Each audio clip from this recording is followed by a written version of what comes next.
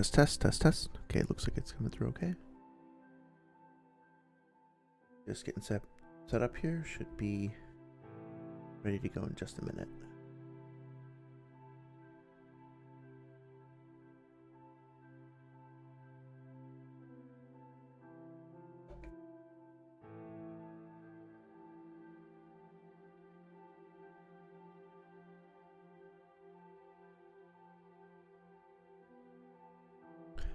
Okay. Getting started here. All right. Here we go. Well, good evening, everybody. Hope everyone's doing well. Thank you again for all the great discussion and feedback and responses and everything during the Dragon Ball stream on Sunday. That was a ton of fun. I really appreciate Mr. Narrative coming in for the live call. A little bit more incentive for me to get my act together and get a server up so we can all have a place to chat if we would like to do that at some point in the near future.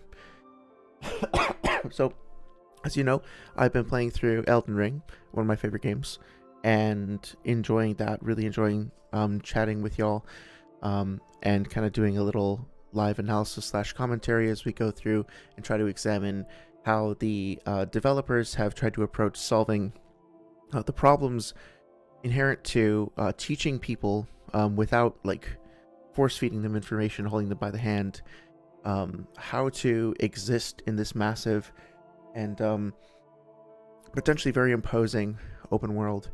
But as I've been doing that, I've also been listening to some critique on Dark Souls 2, just sort of on my spare time, so to speak. And I was kind of fascinated by the discourse that was going back and forth about this game.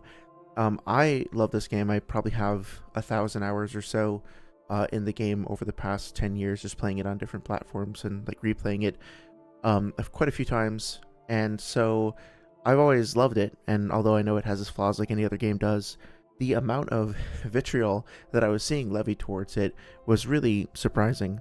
And so before I comment on any of that, before I engage in any of that discourse, I wanted to go through and play the game at least once. And it just so happened that there is this event going on right now called Return to Drangleic. I'm not sure if it originated on Reddit or a similar community, but basically a bunch of people are getting together. They're going through and doing a playthrough, and they're they're taking the time to place down summon signs and all that, and co-op when they can, just to kind of, serve as a reunion for fans, so to speak. And so I figured, okay, take a quick break from the Elden Ring streams, or at least add these to the Elden Ring streams, and do something similar. Celebrate the anniversary, go through and play some of the co-op content with other people.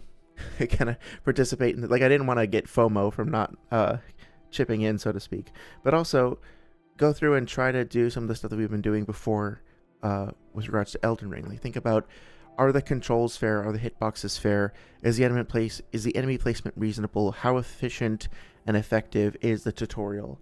At the end of the day, is Dark Souls 2 doing its homework, so to speak, giving the players enough information and empowering them to be able to exist in this world and have a varied tool set that they can then use in a creative way to engage with the compelling challenges, assuming that they are compelling, that the game has presented to them. So today in particular, I want to make sure to go through and... one second. There we go. I want to make sure to pick a build that is going to be relatively average and middle of the line, because I want to be able to experiment with a bunch of different weapons. So I'm going for a quality build, even though my preference is usually sorcerer or like some sort of status build. And I'm going to be trying to participate in co-op as I go, but also trying to keep progression relatively at a brisk pace. And we'll see how it goes. Okay.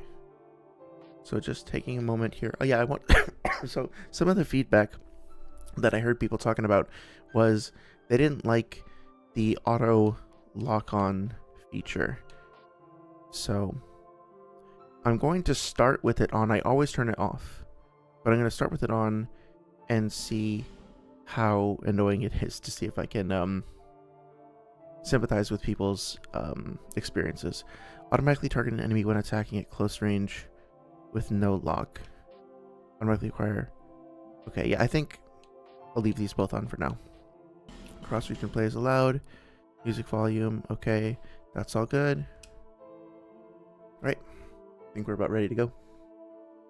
Yeah, I'm just going to go with a middle-of-the-road build. I'll comment a little on the intro cutscene, but I think I'm just going to let this play, and then we can talk about it afterwards. Won't interrupt the narrator further.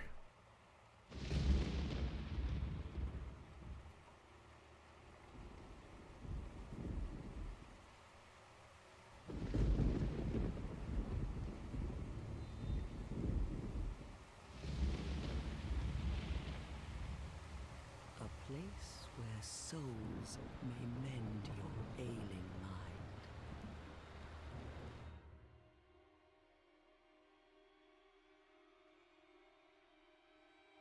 You will lose everything. Once branded, the symbol of the curse, an augur of darkness. Your past, your future, your very light.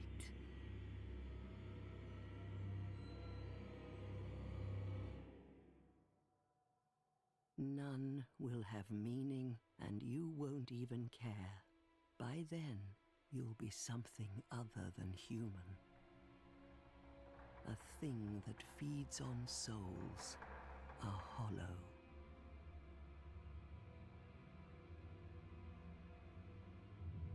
Long ago, in a walled-off land far to the north,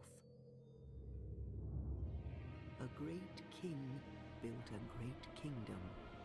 I believe they called it Drangleic. Perhaps you're familiar.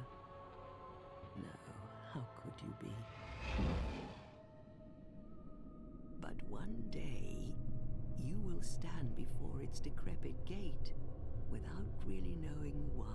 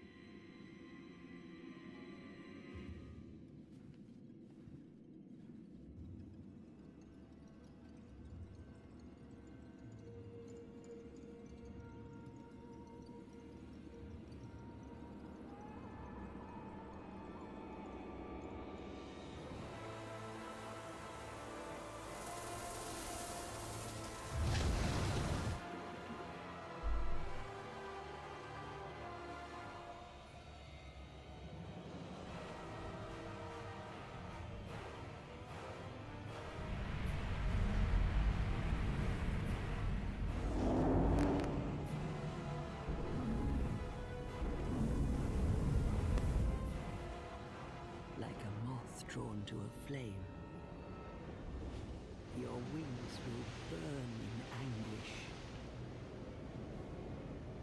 Time after time.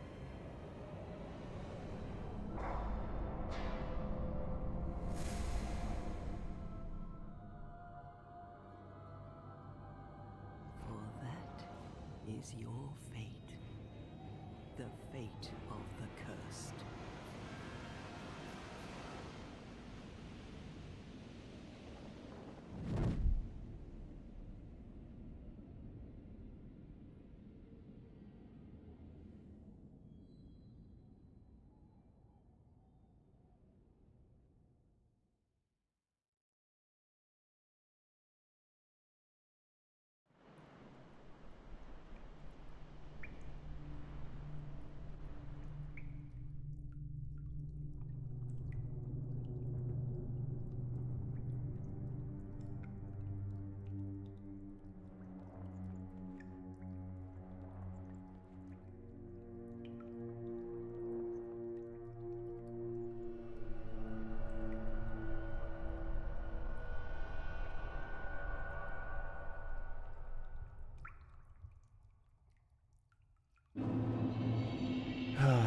Okay, that was amazing. Um, I really adore that intro cutscene. There's so much going on there. Without getting too deep into like rampant lore speculation or anything, I think it's fascinating that it starts off with kind of a fable, fairy tale image almost, with the sort of lady weaving in the hut. I think that's something that maybe not Matthew Mitosis was his name, H Bomber guy mentioned in his video, and then the images of this forgotten kingdom in all of its glory kind of then being immediately contrasted with this dark, horrible, like yawning chasm. It occurs to me, last time when I played the game, looking at things from a lore perspective, I was trying to figure out, like, well, where is that lake? Is it actually some place that's that we can actually travel to? Is it in one of the other countries? Is it a physical location or something like that?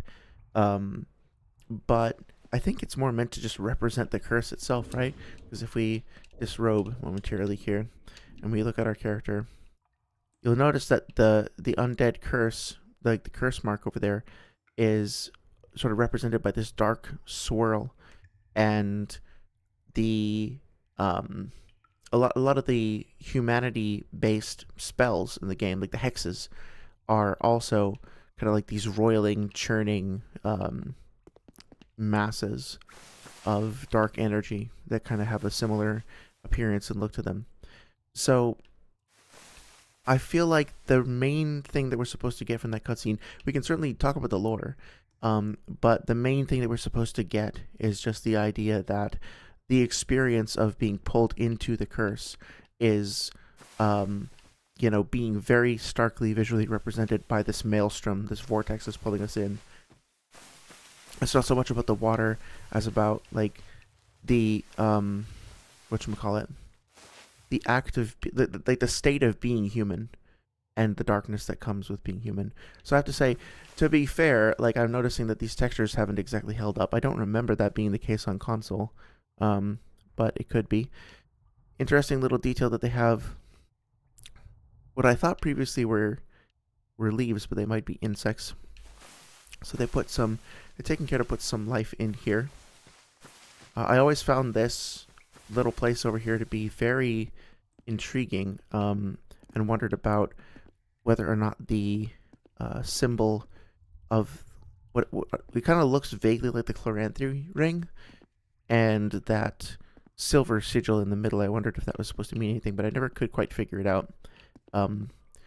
But yeah, that being said, I guess you could argue somewhat obvious signpost up ahead, but seeing your character drawn into this vortex of blackness and then waking up in this what almost feels like a holy place, but one that is gone to ruin and long abandoned, and then seeing the light at the end of the tunnel, so to speak, guiding you forward, I think is perfectly compelling in terms of a way to kind of get you started and get you hooked on the mystery. All these pillars, by the way, should be reminiscent of arch trees to anybody who's played the previous game. And so immediately, I think Souls veterans starting off this way will have a sense of maybe feeling like a tinge of the awe and the mystery that they felt when they were down in Ash Lake, but also noticing some very stark differences and wondering about, where those differences are coming from. Not to mention also that these pillars, visually speaking, there's a nice kind of visual parallel between the pillars reaching up from that little gazebo or whatever it is, and the stone pillars in the background. So it makes me wonder if we're supposed to kind of see these pillars as something that's holding up like the barriers between the upper world and the world of Drangleic itself, and that little shrine is sort of a microcosm of that, so to speak. Now, I remember seeing these little guys in the original game. This is Scholar of the First Sin edition. I don't remember them being so animated. I think that was added in after, right? So, let's see. I do want to take a minute and just look at our equipment. Hemp hood that fully covers the face provides protection for the elements and little more. The cursed souls who wander the lands have a strange way of ending up here, as if drawn away, drawn from afar by some force. So I think there was some speculation in the community.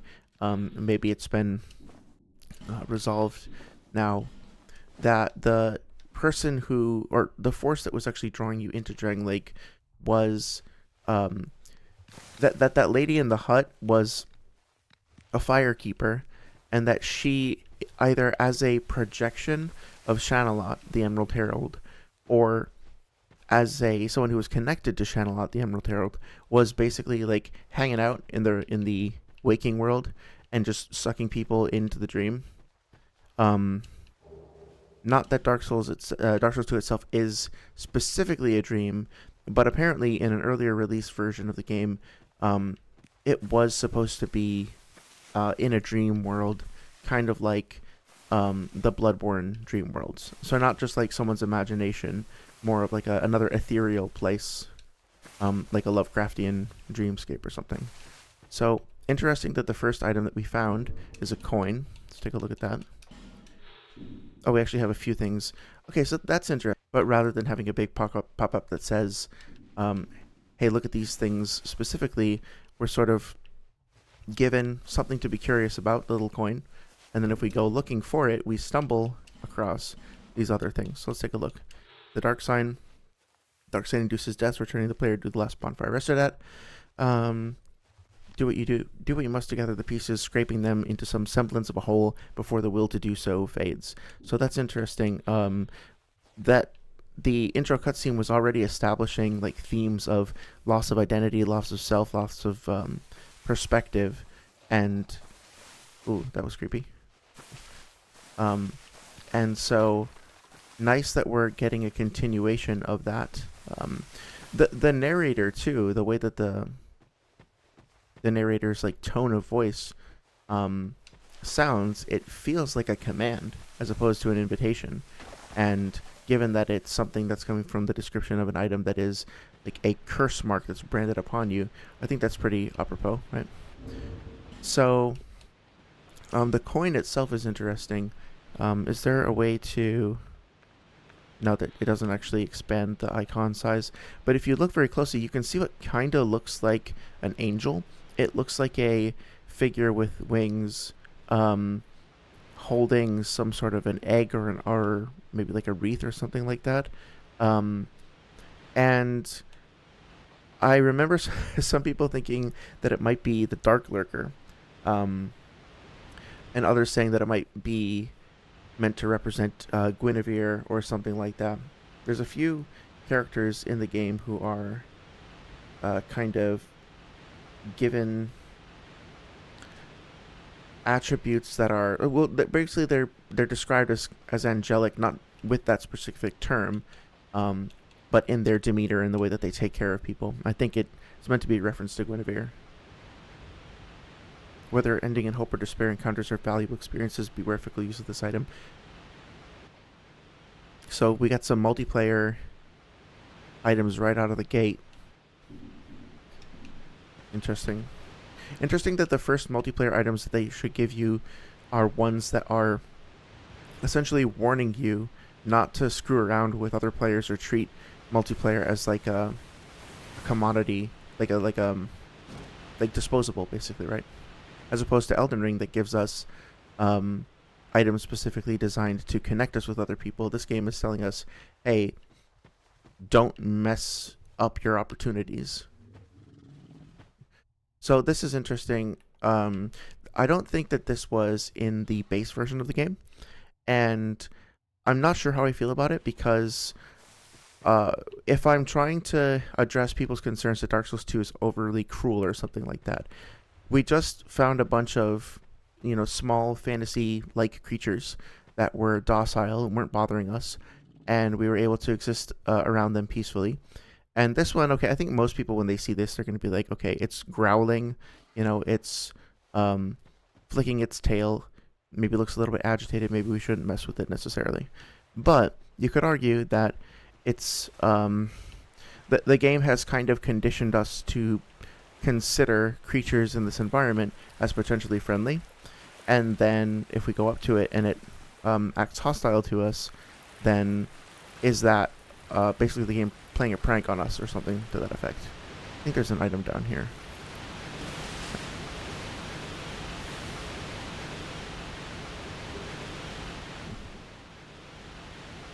Oh yeah. So I'd heard that there was a bug that people were experiencing that I'd never experienced before, that when you tab through something in your inventory. Oh no, it's not happening. Okay. So there was a bug that some people were experiencing where they were tabbing through their inventory and they were finding that the ambience in the background was cutting out. I never experienced that before, so I was really interested to see if I could get it to trigger and try to figure out what's going on. Interesting that there seems to be some sort of a structure back there that's fallen over. Very difficult to tell exactly what it is.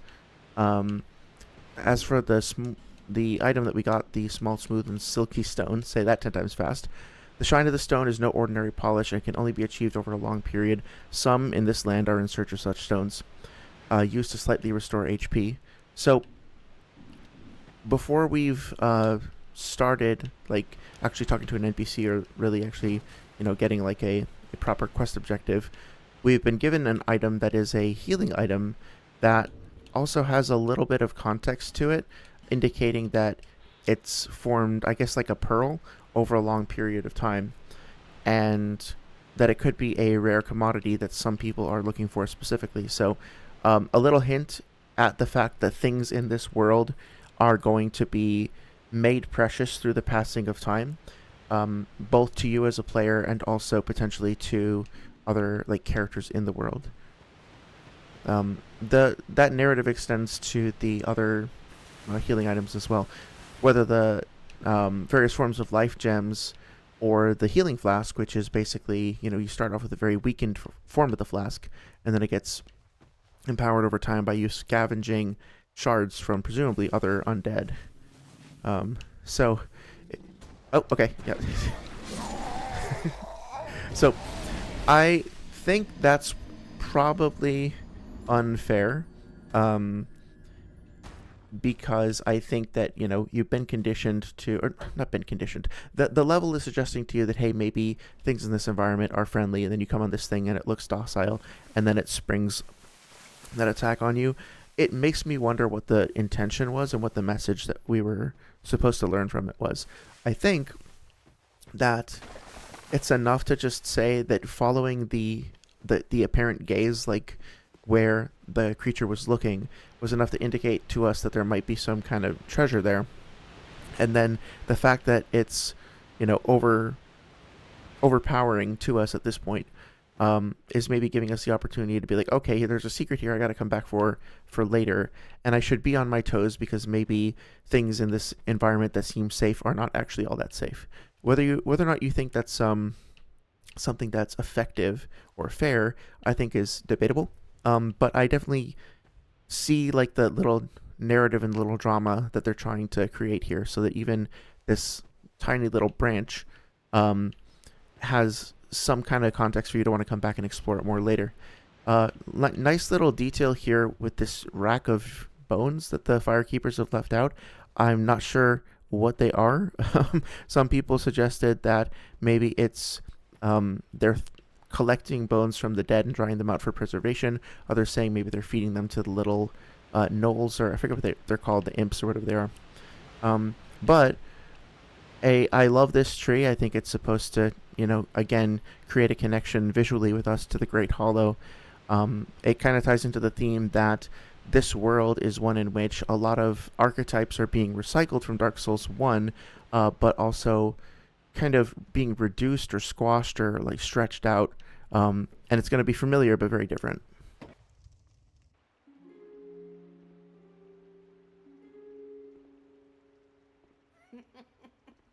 What seems to be the ruckus? Oh my, your face. The face of the curse.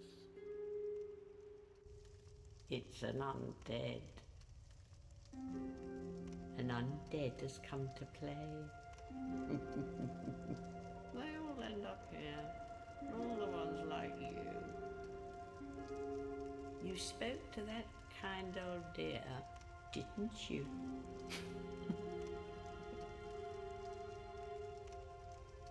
You're finished. You'll go hollow. Yes, you'll become one of them. Hollows prey upon men, feast upon their souls. This is the fate of the cursed.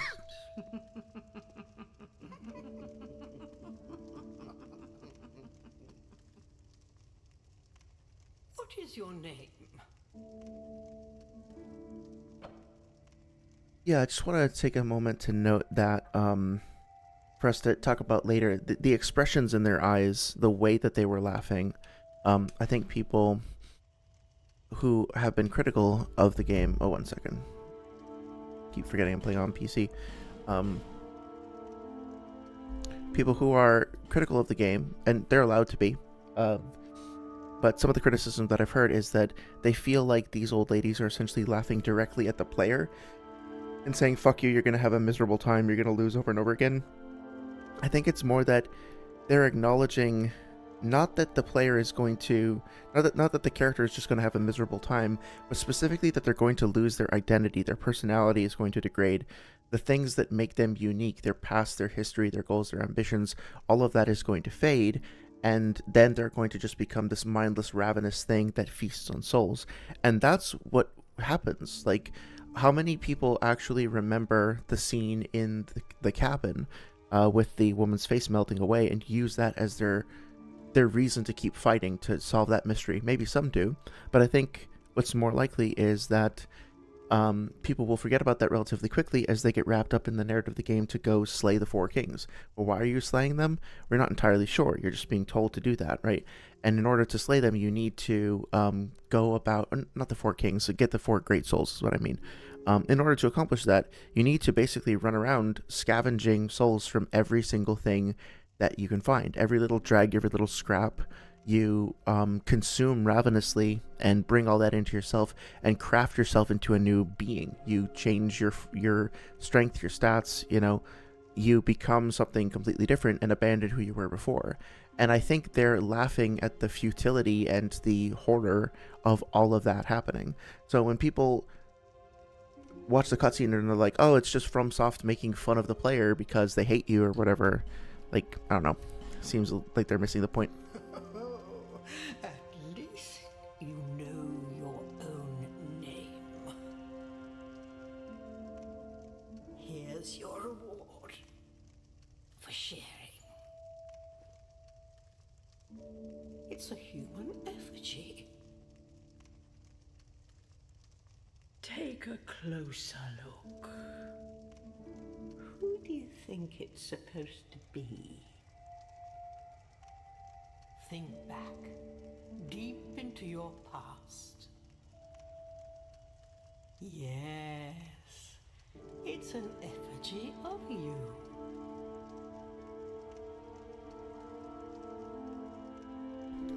So again, I think some of this is, all of this is open for interpretation, but it feels to me like these effigies are supposed to be like remnants of undead from the past, and what you're doing when you consume one is you're essentially trying to desperately hold on to the little fragments and sense of self that your character might still have lingering somewhere in their head, and then applying that to the human effigy and using it as like a recharge for your mind.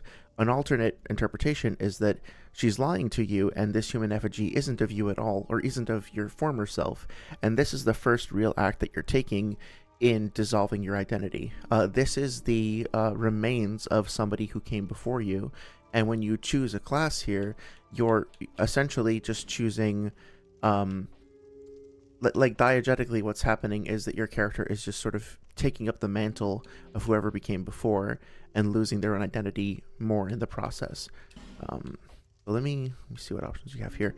I think it's worth noting also that this game introduced a couple of new things from the start. So, for example, Deprived is always going to be there. That's a great, that's a great addition. The Explorer class is something that's pretty novel, pretty unique to Dark Souls 2. Not only do you get a variety of different objects that you can use to try things out, you get a key object, which is very useful. You get a ring that I believe boosts sorceries, a hat that boosts item discovery, and it's interesting, you have bolts, but you don't actually have a crossbow. But still, like quite a wide variety of different useful items. Not to mention that the design of this character is pretty cool. You have the monocle, you have that eagle kind of coming off of the shoulder. Looks like you have a potion bottle or something that's kind of coming off your hip there. So, really interesting character class that I don't think we quite have an analog for in the subsequent games. Sorcerer, I guess, is pretty straightforward. Interesting that there's no... I thought there was a pyromancer, but I guess there's actually not a pyromancer class specifically. I guess that's something they swapped out for explorer. So we have cleric, we have sorcerer. I wanted to take a look at... I guess it is interesting that they really are kind of focusing on melee characters, right? So high strength, dexterity, knight, swordsman, bandit. The swordsman being a dual wield class is a new addition. It's a pretty cool addition at that. Nice way of introducing like the power stancing mechanic and all that. I heard someone saying that they were upset that like the bandit class started with an axe, even though they're a dexterity character. But the point of the bandit is more like that they're a almost like a barbarian, like a Highland class. I mean, look at the garb. You know, it's kind of a smattering of different things. And their hang on. So their strength isn't as high as their dexterity. That's true. But the axe is more of a thematic weapon, I think, for this character. Anyway, I think I'm just going to go with knight as straightforward as it is, because I want a balance between like strength and dexterity. Or warrior might actually be a better bet. Yeah, let's go with warrior. Okay. Gift, nothing. This Ring of Old slightly increases HP. Human effigy. Yeah, interesting that they're described as familiar. I think I want to use a bonfire aesthetic, though. Yeah, and pretty cool that we are getting the ability to... I'm sorry, one second. I get getting distracted here. There we go. Okay. I'll worry about the aesthetics later. Reason to break the curse. You're no different, I should think. Doesn't stand a chance. Well, you never know.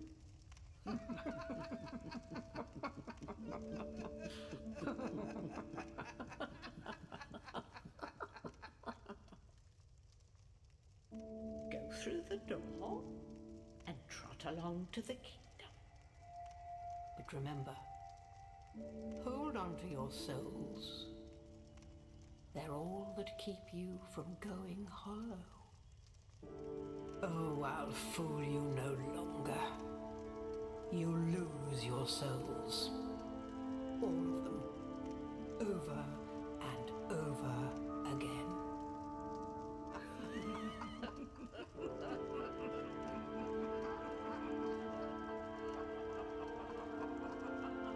Yeah, so again, I can understand why people might feel like they're being mocked as players, but if you consider what these characters are experiencing, like within the lore of the story, they've seen countless people over countless ages potentially come and go through the same song and dance. So basically, they're kind of like taunting you and saying, hey, you're going to fail, dare you to prove us wrong. If you take it that way, it gives you more of an opportunity to, like, I don't know, take it as a challenge, I guess. This is a limbo, a link between Drangleic and the outer world. Fair traveller, I know that you must have a story. Why else would you visit such a place? This lost, decayed kingdom. My name is Millibeth. The old women were once fire keepers. I am here to look after them. It is what my mother did, and her mother before her, and so on. Interesting. So there's like a generational thing of attending to these women specifically. The old women were keepers of the fire. But now, the fire shows signs of fading. And the kingdom is beset by hollows. The old women are sisters.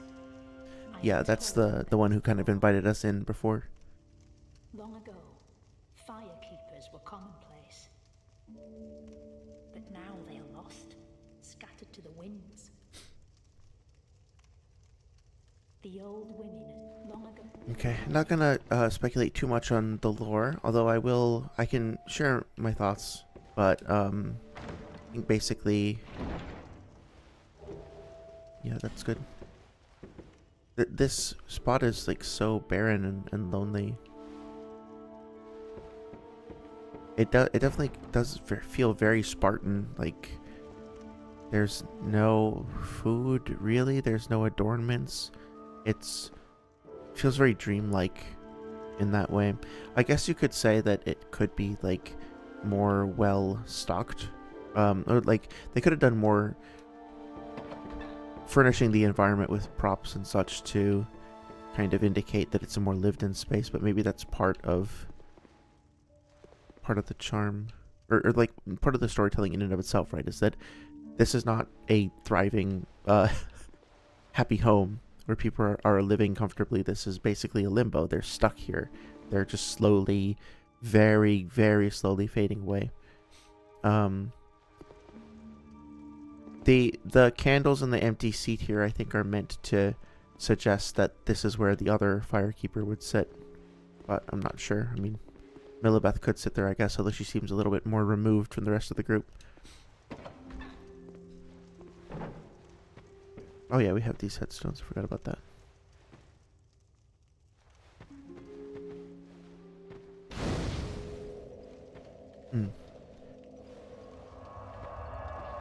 What if a potentially overlooked thing, or maybe not, maybe just something I didn't notice before, but the act of actually, like, your character bringing the bonfire back to life, you know, I think is important. Here's a nice little teaching moment that I wonder... It's interesting, we haven't actually gotten any tutorial on how to use weapons yet. I think most people will see this, and they will try to attack and find out that they can destroy objects. So that's a good way of kind of learning that early on. That being said, I don't know. It's weird. Like, it's also worth asking, like, how did that cart get in here? Was it brought in here previously and then the tree kind of grew around it? Because it doesn't seem like it would fit through the hole. So that's another one of those things where you could look at and be like, oh, this is immersion breaking or whatever. Or you could look at it and be like, it's contributing to that dream-like otherworldly feeling where things don't quite make sense. So I will say that this whole place is just absolutely beautiful. It's just so, like, quietly sad, like so much of this game. If you go forward a little bit, you'll notice that the entrances to the trees all seem to have this kind of, I mean, obviously they have a it's a hole, right? But the hole specifically has like this oval, like almond shape, and the rocks to the left, the way that they're formed, look like the hands of the giants that you'll encounter later in the game. So some people have theorized that these trees in here are all giants, and basically they've gradually just kind of turned into this game's equivalent of arch trees over time. So I want to talk about the tutorial and see how effective it is. I think trying to put myself in the perspective of a new player who's never engaged with this world before, just kind of moving forward and seeing the fog gate, I think they'll probably be inclined to move towards that one first, honestly. Let's see what's down here. So, okay, we have tutorial on attacking with a basic weapon with an inert enemy. I don't think these guys attack you. Okay, so target lock release and change target. Okay. Doesn't seem to be auto-targeting. Okay, though. Yeah, I'm not having much of a problem with the... Oh, I am kind of now. I was just testing out the controls, like the dead zone or whatever. So people say that the controls have like a snap to them. It's not a snap per se.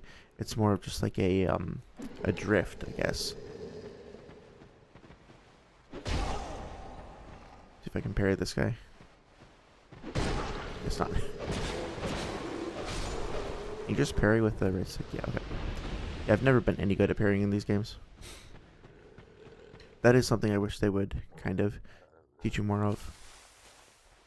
This is great over here. It's a mixed bag because on the one hand, I think this visual definitely kind of further pushes the idea that this is supposed to be an analog to Ash Lake from the first game. Seeing the ogre out there also kind of creates a mystery and a desire to explore. These trees are very reminiscent of, you know, the Great Hollow from Dark Souls 1. The ambient noise from this guy is great, too. So, maybe a little obvious, but makes sense that they would give you an enemy that's like a freebie for a backstab. So far, the progression here feels pretty good. I mean, it's very simple. It's a little on the nose, but it's effective. Nice little free weapon there. Also, a slight... Like, this is very gentle, but, like, you're drawn towards the item over here. There's an opportunity for you potentially to fall to your death if you overshoot it. But if you lose, if you die, you haven't really gone that far. And then, you know, you're kind of guided towards going forward and then turning to the left. So you're being kind of nudged towards, like, camera manipulation as well, like getting familiar with looking around. Okay, so here we have a ranged enemy. Ah, hang on. I think I just noticed something. Oh yeah, you do still take damage even if you roll through the arrow. That's interesting. It's a little bit, but it's still there. Looks like the game also gave me 10 life gems. I want to read the description on the life gem real quick. A small stone made of crystallized souls. Okay, so it's very explicit about that. Gradually restores a small amount of HP, often found near abandoned corpses as if it were what remains of the soul. So the way that you're healing yourself already, probably the first thing that you're going to do to heal yourself in the game is going to be to consume the discarded remnants of somebody else's life. So the first time you actually consume a soul, the first time you heal yourself in the game, you are explicitly doing what the Firekeepers just said you were going to do. Right? Like you're already fulfilling the quote-unquote prophecy they had given you with. Kind of cool that you can actually break the tutorial stones. Forgot about that. So what's weird is I don't think the game has actually given us a healing tutorial. So a new player might be a little bit lost there. I feel like the introduction of the duo there was really well done. Oh, you get a free life gem over here, okay? And then the tutorial over here. Oh yeah, to use your item, okay.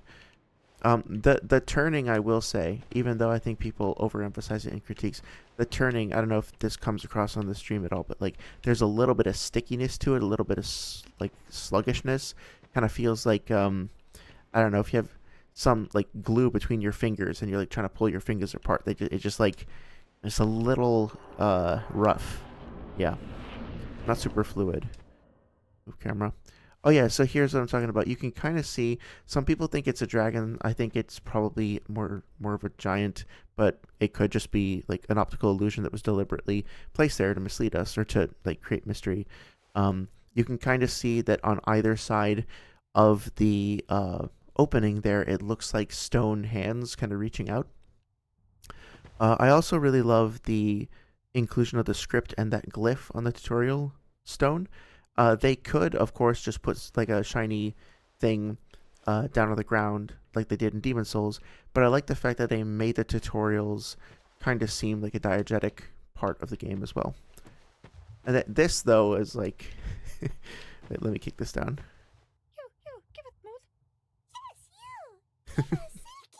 Oh hey, H&H, how's it going? Thanks for stopping by.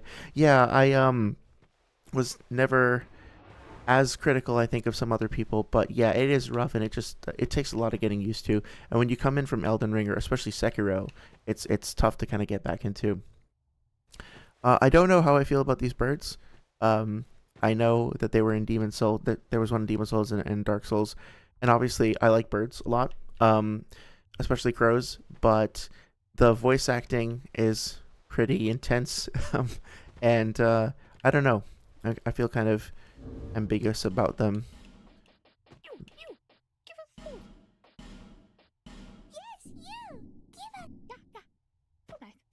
Oh, nice, so smooth. They are pretty cute though.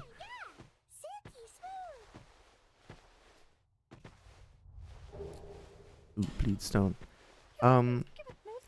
So I guess it's makes sense that they would put that early because, you know, now you'll be like, oh, okay. When I see those, yeah, okay. I'm kind of talking myself into it.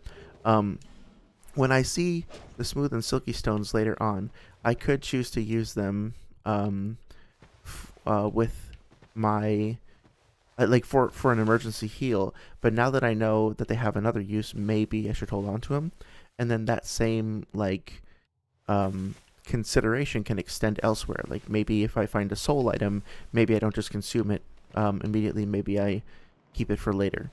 Yeah, pickle pumperum. I heard that was a reference to like a kid's storybook or something. Which is such a was it a Dutch or a Danish storybook? What was that? Just see like a health bar flash. So far I feel like the tutorial's done a pretty good job of, you know, acclimating us to the world, giving us a few opportunities to test out our skills and all that. I think they could have been more explicit about like, well, I guess it just kind of shows a different paradigm, right? Like in Elden Ring, I'm pretty sure the tutorial is like, here is your healing item. You use this to heal. Press this button to heal specifically. Whereas here, it's like, press X to use an item, and then it's kind of up to you what item to use. What? Yeah, no, shit. you haven't gotten your dedicated healing item yet. So I'm not gonna you could say this is me coping due to a skill issue or whatever, but I am not going to defend the controls on like the running and jumping and stuff. I really didn't feel like I had that much control over what my character was doing there. It felt very unresponsive.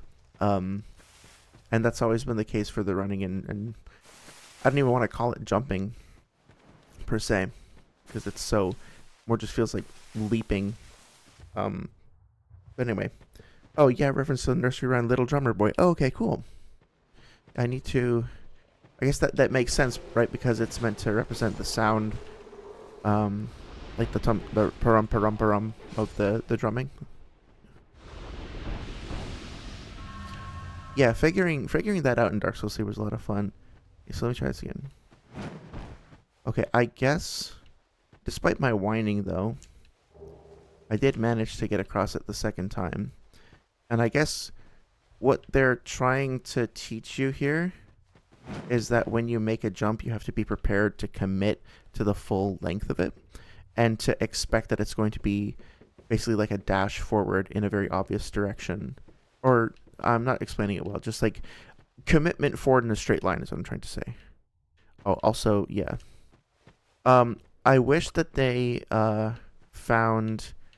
Yeah, so I don't think this is particularly well done because parrying is an advanced mechanic that is difficult to learn, and guard breaking also is a little tricky. It's a little like tough to get it to actually work the way you would expect. I mean, even now I'm trying it, and I'm not, yeah, there we go. You have to really kind of get the timing down, and so I feel like each one of these things should probably have been their own tutorial. And it would have been enough to just have this be a plunging attack thing, and then have like a couple other minor enemies in here, and then the next room be like the parry room or something. I guess it's good that they like have the other character ambush you there.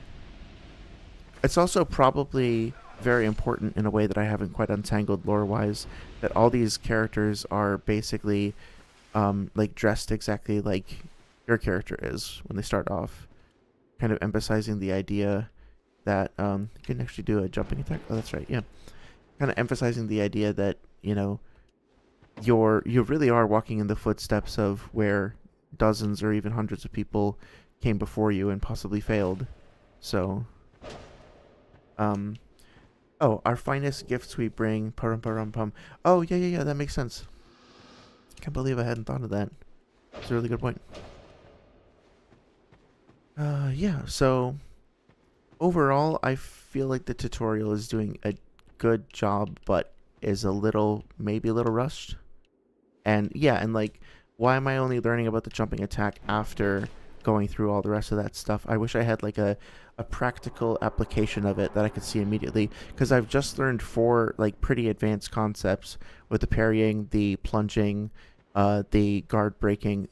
Oh yeah, they taught me guard breaking and they didn't give me an enemy with a shield. So I think for a lot of new players, it would be very reasonable for them to forget at least one of those mechanics, and then when they do go up against an enemy with a shield or something, just not be able to like remember it and to execute it.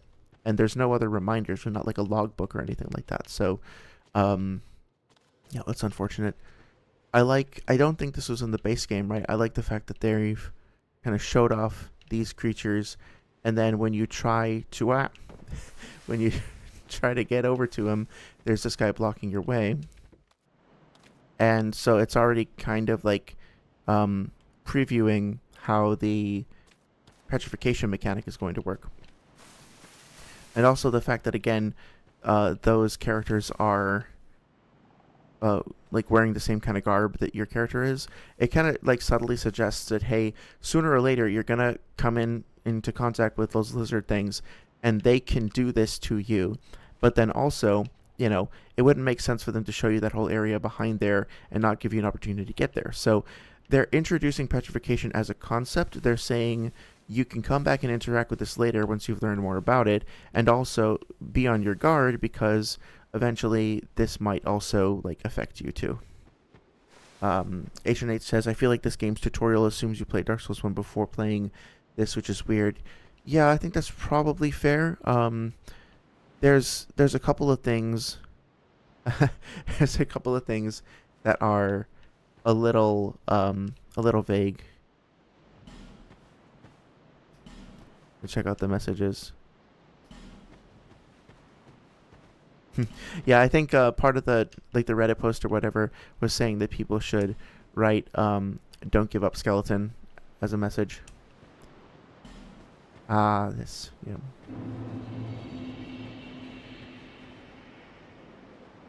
This place is just so like hauntingly, soul-crushingly beautiful. Like I just absolutely love it, and the way the music comes in, especially, you know, they pull this trick a few times in the series when you go from like a totally dark environment for a long time, and then you come out and your eyes need to acclimate to the light, and you just get hit with like a beautiful scenery.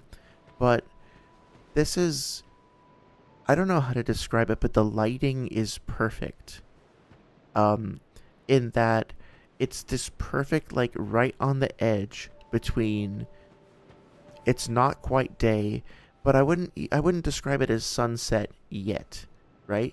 It's not started to really get dark, and the sky hasn't started to really turn red like you like you'll see with the full progression of sunlight. So it's right on the edge. It's just about to start winding down, which is perfect for the game's story, right? The Age of Fire has come to, or this particular Age of Fire has come to nearing to its end. Everything's falling apart, everything's decaying, but there's still some life left, and you can still participate in the cycle before it like finally gets eclipsed. So many bloodstains. I still have no idea what is happening to people. I should probably go to Majula first before doing this, but Have you business with me? The way yonder is all blocked up, you see, by this god-awful statue. Heavens above!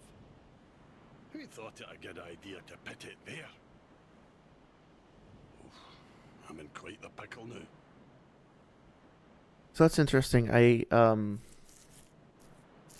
like the fact that so obviously if you've played Dark Souls 1, you'll be familiar with the concept of a knight who is stuck outside a place he can't get into, and who says, like, I'm in quite a pickle.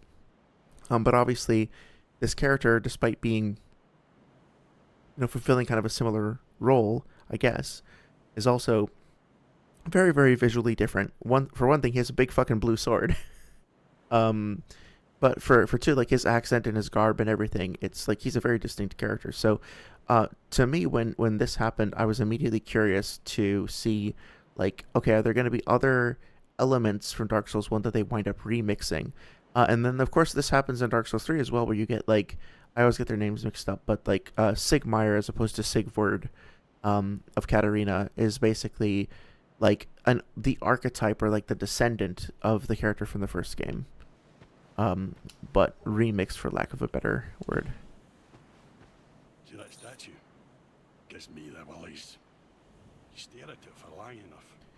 Ishine says, Majula is beautiful, easily my favorite Dark Souls hub area. There's such a weird sense of both hopelessness, hopefulness and hopelessness. Yes, very, very well said. I agree. Hey, you don't think a real life person was turned to stone, do you? Okay, yeah, I can. Oh, whoa! All the bloodstains just appeared out of nowhere. See, again, like, we were just talking about petrification a moment ago, and now we've already gotten some feedback and some guidance, so to speak, on how petrification works, and a direct incentive to solve a case of petrification, in that it will presumably be a part of, like, this soft quest that this guy's giving us, but also open up the way later. So See that statue? also a nice little detail, not a big deal, but listen when I press the A button. See that statue? There's just like a little ring sound. See that statue? Gives me the willies. Oh, I broke his animation. Whoops. I think it's just when he, like, starts moving, it's like an armor motion sound that just gave him, like, just a little extra little flourish there. Oh, hello. Oh, I'm doing the Elden Ring item switch. Oh wow, this guy is stronger than I remember. I'm gonna miss Elden Ring's stance break as I play through this. Yeah, I think that stance breaking was such a great mechanic, because it meant that even if you weren't doing much damage per hit, or your weapons weren't all that much upgraded, you could still, like, create a window for yourself to either get, like, critical damage, or potentially just take some time to recover while the enemy was down. Not something here.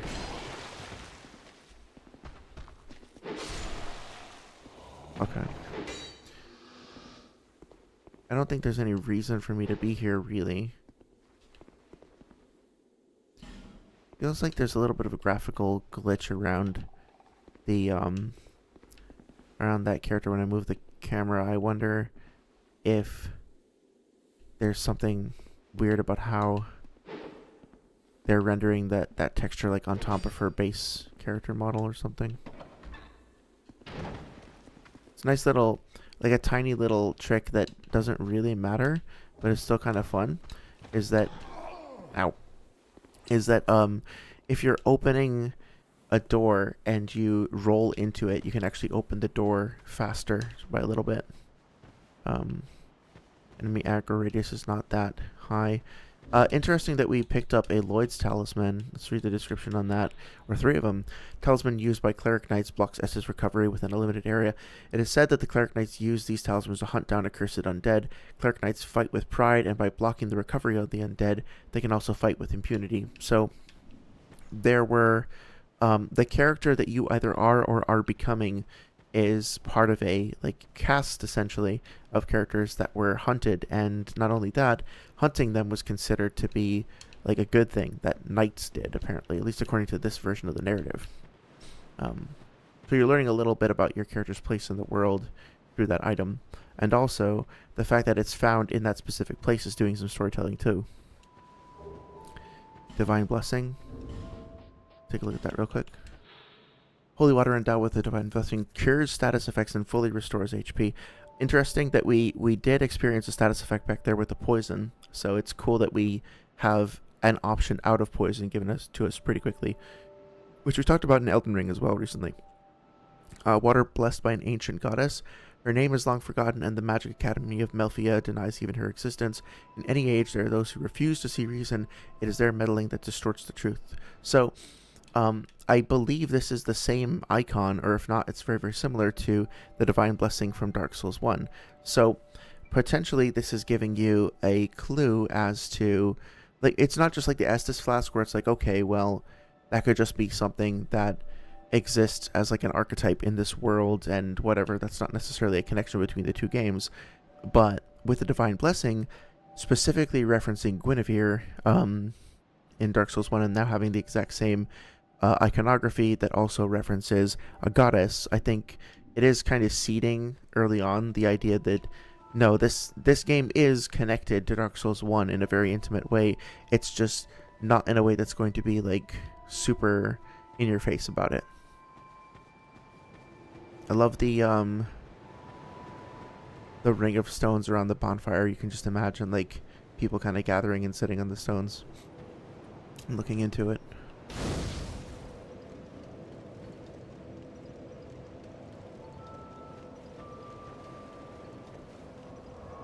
So, interesting to me anyway, that you level up at the bonfire, and level at the bonfire. You restore your gear. Your gear gets repaired when you sit at the bonfire, and I think there's an item in Dark Souls 3 that says something like, it might even be the repair spell, or it could be the chameleon spell.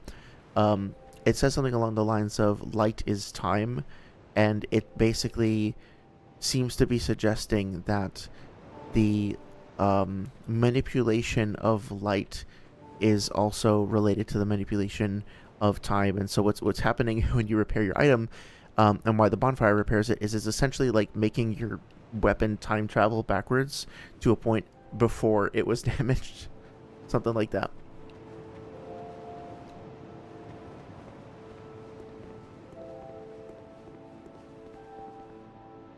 Damn, okay.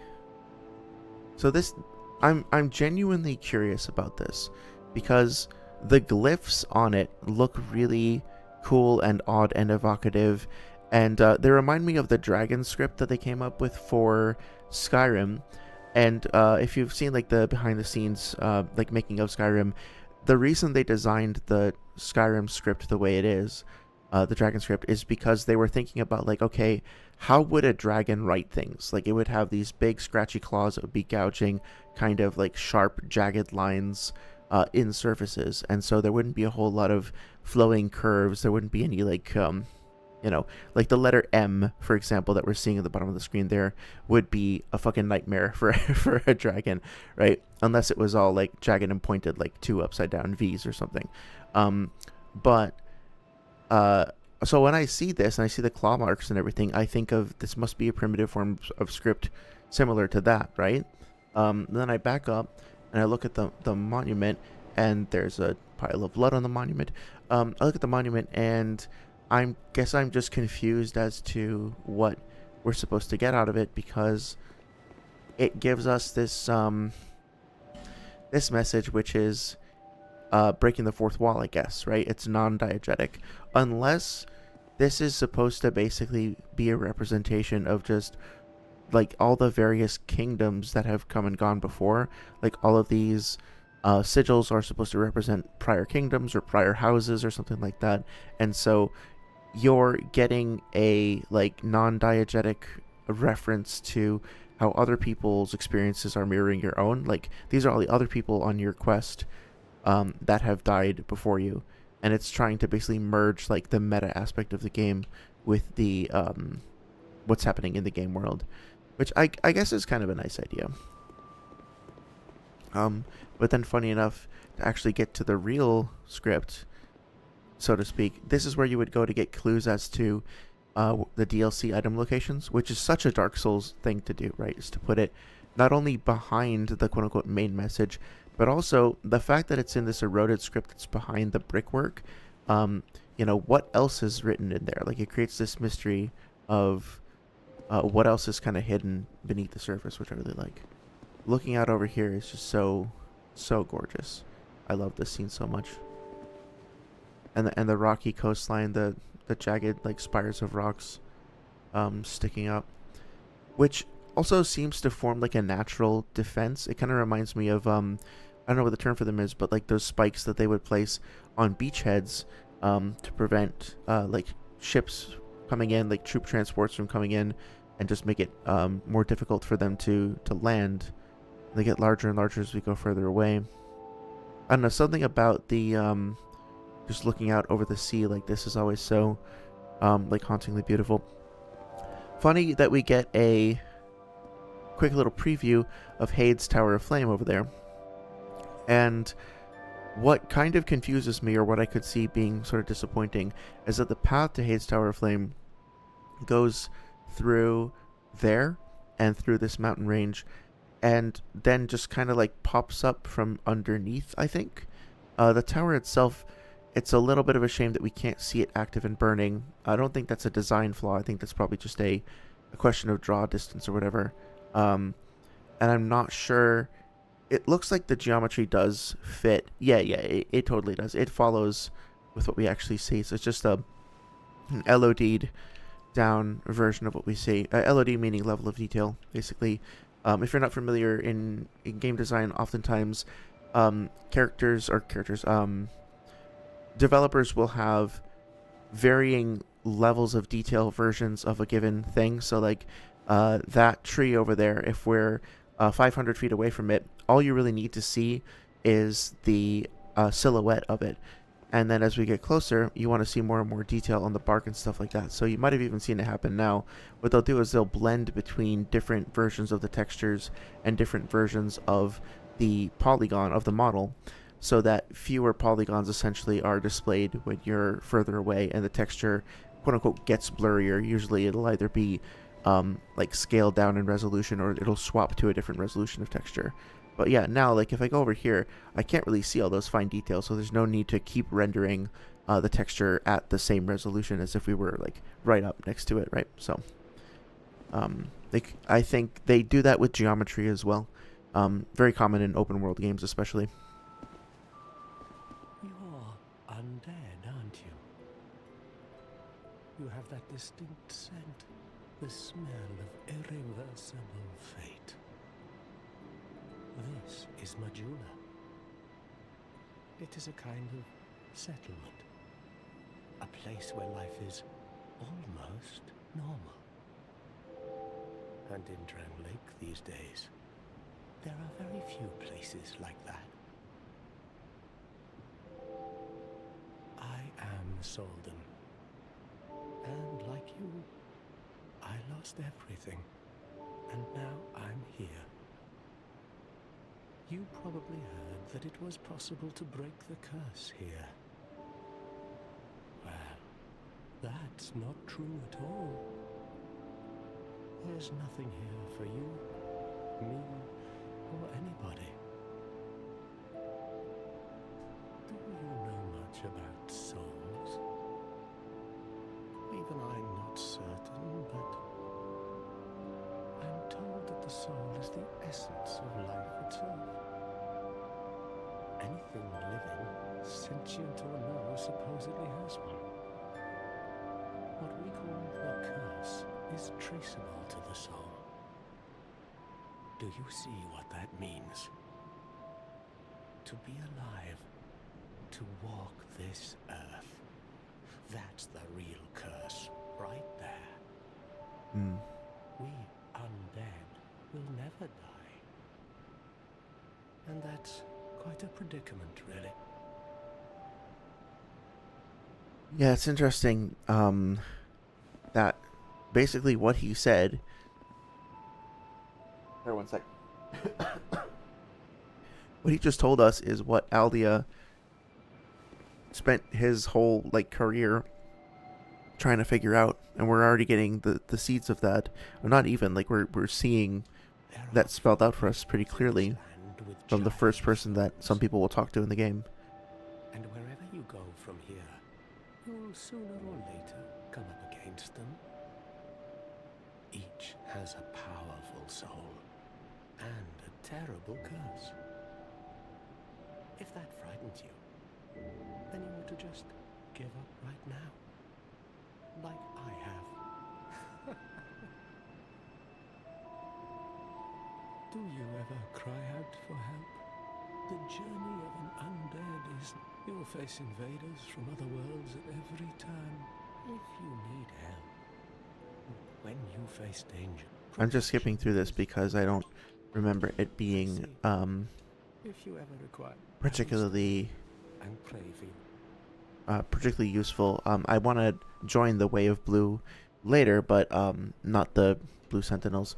But yeah, for people saying that the game is too harsh or whatever, I mean, you do get this character right away who essentially gives you a big lore dump. He, without taking too long or forcing you into an unskippable cutscene or something like that, he makes it pretty clear that, or he gives you further insight on the nature of the curse and how it relates to your journey. And he also gives you an option to make the game quote-unquote easier by protecting yourself from hostile invaders, if that's something you're concerned about.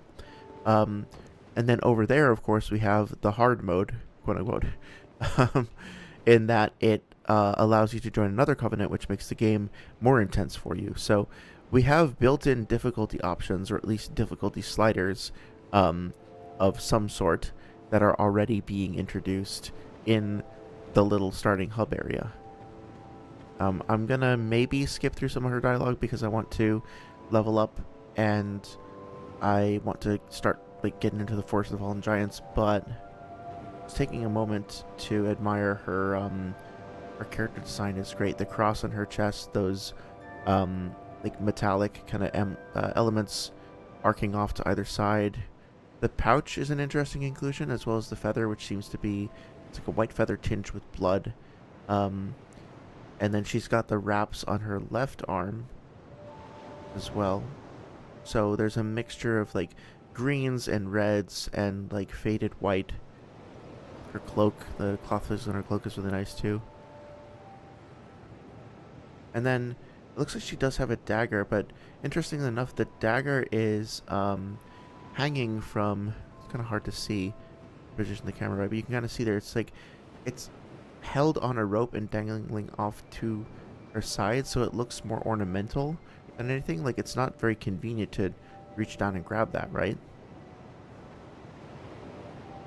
Wait. Are you the next monk, Kind of an intense gaze.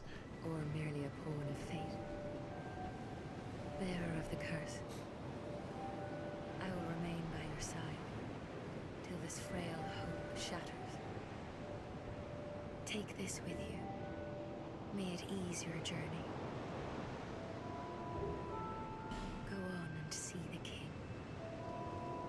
He who made Drangleic what it once was. He who peered at the essence of the soul. King Vendrick. Bearer of the curse, seek misery. For misery will lead you to greater, stronger souls. You will never meet the king with a soul so frail and pallid. Seek those whose names are unutterable, the four endowed with immense souls. Their souls will serve as beacons. Once you have found them, return here to me, so that hope will not fade away. Bearer of the curse, seek souls. Larger, more powerful souls. Seek the king. That is the only way, lest this land swallow you whole, as it has so many others. Okay.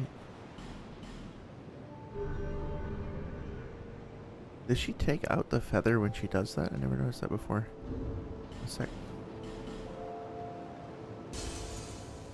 So yeah, something to note also is that we had a character, Salden, before mention that we had a scent about us. And this is something that comes up again and again. For whatever reason, the game developers chose to use scent as a way that other characters are not just learning about, I don't know, like your BO situation.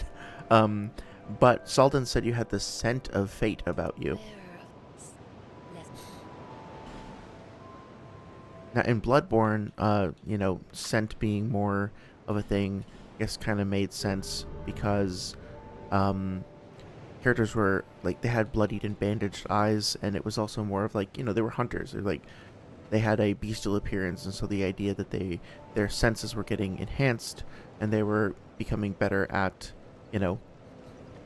using them to just kind of zero in on you made sense. But it's not just your location or whatever in a practical sense, it's also your character that they're sniffing out, which is kind of cool. And then of course the cat also. So this I find kind of disappointing. I don't think this was in the base game, but unfortunately they decided to let Shalquar have a few different places and positions she could go in the house, and the way that you interact with characters in games a lot of the time is that they will have a radius around them with what's called a trigger, which is basically just like a little invisible sphere or something like that. And when you are within the trigger and or facing the character, you get a UI prompt that allows you to engage with them, and then it goes away when you leave. And so the trigger around Shalquar is just to it doesn't check for walls, it just is transparent and just goes through the wall. And unfortunately the radius of it is too big. It's probably just the right size for if we were to go inside, right? Like, yeah, we don't want to necessarily start talking to her from over here. This is about right? But if you go around her like this, you see it has like a radius to it. And that radius, if it's a sphere, is just happening to clip through the other side of the wall, which is why you're getting that bug. Really potentially easy to fix, assuming that they could make like a rectangular trigger or something and just extend it into this part of the room. But that's one of those things where, like, sometimes you look at a bug like that and you're like, oh, how hard could it possibly be to fix? It's just one trigger or whatever. And then you go in and you're like, well, if the trigger is attached to the character model, and changing the character model might have some other knock-on effects. Not the character model, but the character gameplay asset that includes the model, the textures, and everything like that. If it's attached to that, then it might actually be kind of risky to go in and change it, or more work than you would expect. And what it always comes down to is a matter of like time and risk. And so even though it might be relatively simple for one developer to just go in and fix that, you then have to go and test it and get it approved and stuff. And so a simple thing might wind up being a huge pain in the ass and just get punted. Yeah, we get my flask leveled up. Is that a shot? Here, to see light, to see hope, however faint it might be. So there's a strong theme of like hope versus hopelessness, and also, ironically, like the kings that you're, or like the four great souls that you're going to seek, it's also kind of explained to you that their great souls carry with them a great curse. So you're being kind of subtly warned, like, hey, the stronger you get, the more cursed you could potentially, you know, become yourself. Like, the bigger they are, the bigger they fall.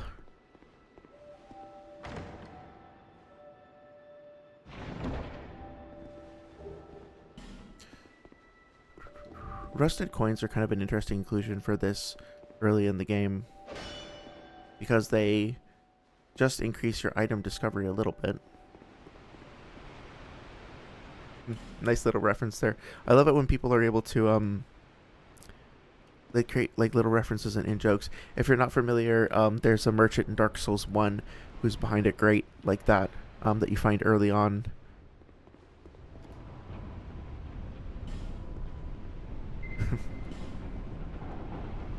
Getting a huge wave of nostalgia kind of going through all this. Majula, I think, is like synonymous with nostalgia. So well done. The lighting in here too, I've always loved the way that the lighting kind of comes in through the fog. I don't know if there's anything more like deep to say about it or anything, but it's just like such a cool little area. Nice little risk reward moment over here. This is somewhat precarious. You will die if you fall. I guess you could say that the water looks visually shallow enough that it, for lack of a better word, it feels kind of video gamey if you wind up dying to such a low fall. Oh yeah, I did hear the audio cut out there when I picked up the item. That's unfortunate. I don't know what's causing that. Is it? I'm guessing that they wanted it to be the sort of thing where, like, if you pause for a moment and you bring up the menu, then you get a reprieve from the background noise, and so they lower the background noise. And then sometimes it's just a little too aggressive. So something that was a bit of a limitation of the Dark Souls 1 engine is that I don't remember there being many, if any, patrolling enemies. I just don't think that their AI was really set up to patrol on their own. I guess like the quintessential example that I can think of is, you know, when you would go into the ruins of Lost Izalith, there was like those 8 Taurus demons or whatever that were in the lava that were just standing in a conga line, kind of waiting for you. And I guess it did make for some... One second, just kind of studying this guy. It made for the environments feeling very dreamlike and very like lonely, I guess, because even though they were populated with enemies, they didn't feel like these you know, thriving ecosystems that you had to navigate your way through, being cognizant of how the living things in that place were living. It was more, everything just felt like a very elaborate mausoleum where everything was like dead and frozen and like lifeless. And that's a very, like, they all were kind of engaged in their own quests and rituals and duels and battles or whatever else, and then eventually they just stopped. Like, their batteries ran out and they would just stop there, and it was a very, very cool kind of feeling. And also it meant that if you were expecting enemies that would be a little bit more intelligent and that would be a little bit more of a dynamic threat, you might get a little bit disappointed by that. So I'm trying to think, like, the ogre that's over there was not present in the base game, and I was trying to think about whether or not I think the ogre's inclusion is a good one, or whether or not it's fair, rather. And I initially was like, this kind of sucks because no player at this point in the story, at this point in their playthrough, is going to be able to deal with that fucking thing. And if they come forward and they just see this big thing in their way, they might get the impression that, like, oh shit, is this what the game is going to be like the whole time? Like, I hear that this game is really hard, and now there's this thing, and it just kills me and grabs me, and it's got so much health, and they could potentially get discouraged. But also, if you're going to have patrolling be a bigger thing in your game, sorry, I keep doing the Elden Ring one hand, two hand weapon switch thing. If you're going to have patrolling be a bigger thing in your game, that's a pretty good way of teaching it, because even though he's a big threat, he just kind of goes back and forth in a straight line in a really narrow radius, and he's easy enough to avoid if you're paying attention, and so it can be a decent teaching moment, I think, overall. Now, this is also something that was changed from vanilla. There used to just be a hide knight here, or Hade Knight, and I know that one of the criticisms of the game is that Scholar of the First Sin presented players with a whole lot more enemies to fight. Now, there's probably more enemies here than between, like, or as many individual enemies here as between, like, the Firelink Shrine bonfire in Dark Souls 1 and the first one in the Undead Burg, right? There's like 20 or so enemies between here and the previous spot, and probably something like that there as well. And so if you're just talking sheer numbers, yes, but I don't think this is necessarily a bad thing, because A, these enemies are unarmored, or that they're armored lightly, but they're also unarmed. They're very slow moving. They're swinging their arms in a very slow, deliberate way. They don't really do much damage. And really, this kind of just gives you an opportunity to see that some things that seem like corpses might actually be alive. So it's kind of training you to pay more attention to the environment. Some of them are armored with, or armed and have shields and have different move sets, and some of them are not. And so there's a decent amount of enemy variety. We're already getting a couple little items. Like we got the Hollow Infantry Helm there. And so I think we're also going to get pummeled by, we're going to get a firebomb from one of the guys up there. And given that we are using our items pretty extensively, we're also getting a pretty significant crash course introduction into weapon durability. Now, by this point, you probably at least already found the dagger back in the tutorial, so the game has also given you a backup weapon. And if not, the bonfire is still pretty close by. And there's another weapon, I think that's a guaranteed, it's not a drop, right? It's like an item pickup that's in, like, very soon that you're going to get it. So, yes, there are many enemies here, but it's kind of like, rather than just giving you one training dummy to just wail on over and over again, instead the game is giving you a collection of them with some variety, and also giving you the opportunity to kind of like approach engaging with them at your own pace. Like, you should start to realize, okay, some of these are kind of clustered up. If I get too close to them, they're going to trigger. I think I can take on this many. Oh yeah, there's a guaranteed drop there with a broken straight sword. So, and if you have your weapon degrade, which it probably will, you can pick that up. You get an enemy with a projectile. It's a new type of damage, fire damage, that you probably haven't encountered before. And so there's a little kind of hint to go explore further. I think, yeah, so here you get like interrupted on the ladder. Good chance to teach you about like ladder combat and some fall damage without getting like the stakes being too high. You got plenty of time to recover before the enemy kind of comes down the ladder. So that's all good.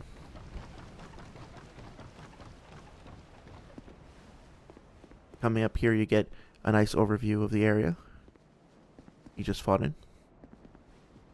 Now, this is kind of hard to see. I kind of wish that like the texture work here isn't my favorite. It's a beautiful texture color-wise, and it's like very nicely detailed when you look at it up close, but in terms of how it's actually applied to the geometry, it makes it difficult, like really difficult to see that this is a path up. I don't feel like it's super fair.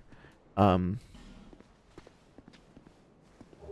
also I'm very quickly getting annoyed at the the movement mechanics, or the like the floatiness of the controls rather. It's definitely not like a deal breaker or anything, but it's definitely Like, I see why people are upset about it. Okay.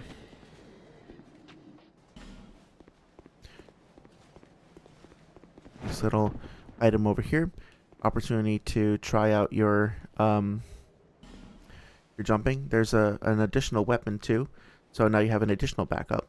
And I will say that like this jumping situation over here is, I think, a great little jumping tutorial moment, because you'll probably have tried jumping at least once before, and if you come at a straight angle from basically any straight angle that's towards the wall, you should be safe. Like, even if I kind of try to fuck this up, right, like, you're safe. It's pretty easy to aim.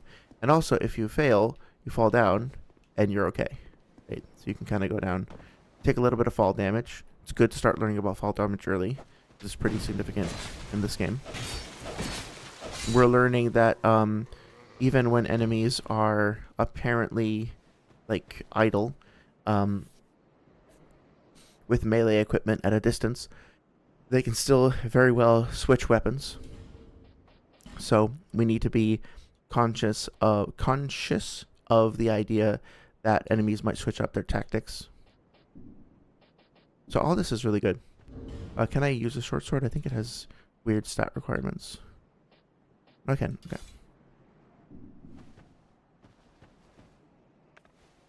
Yeah, there we go.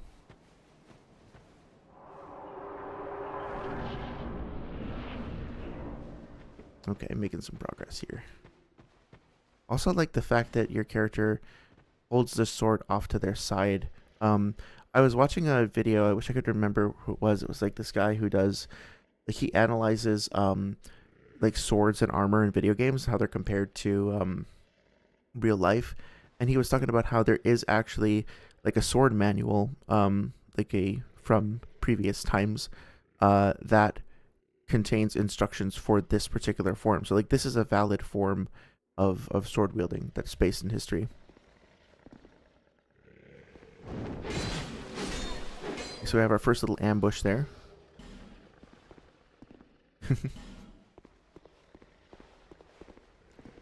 Okay, so we just had one ambush, and now they take the concept of an ambush and escalate it just a little bit. It feels pretty fair. We go in here, we think we're safe. Are we safe?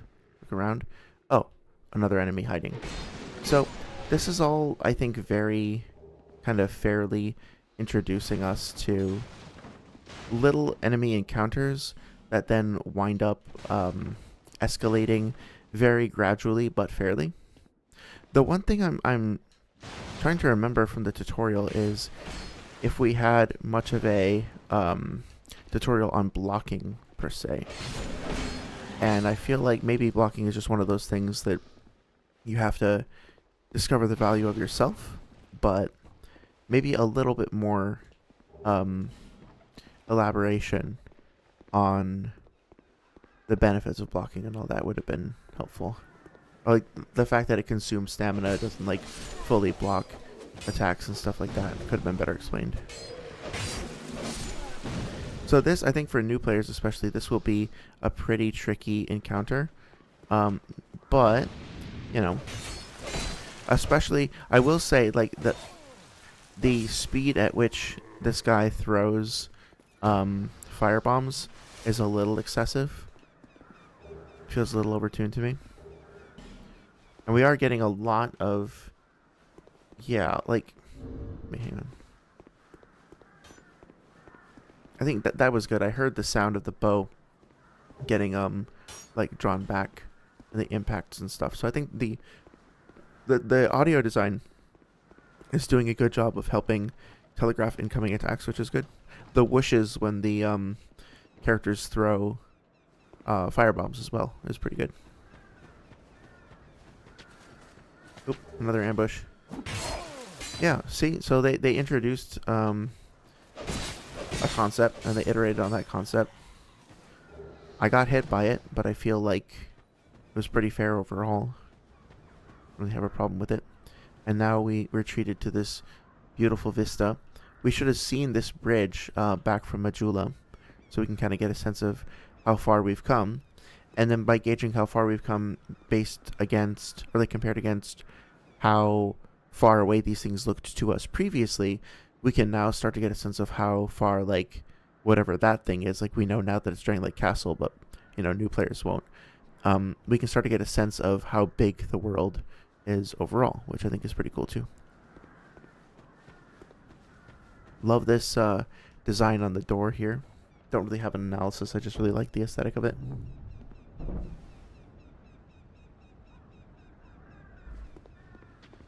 And then this too, like this image of the woman with open hands and blood spattered on her robes.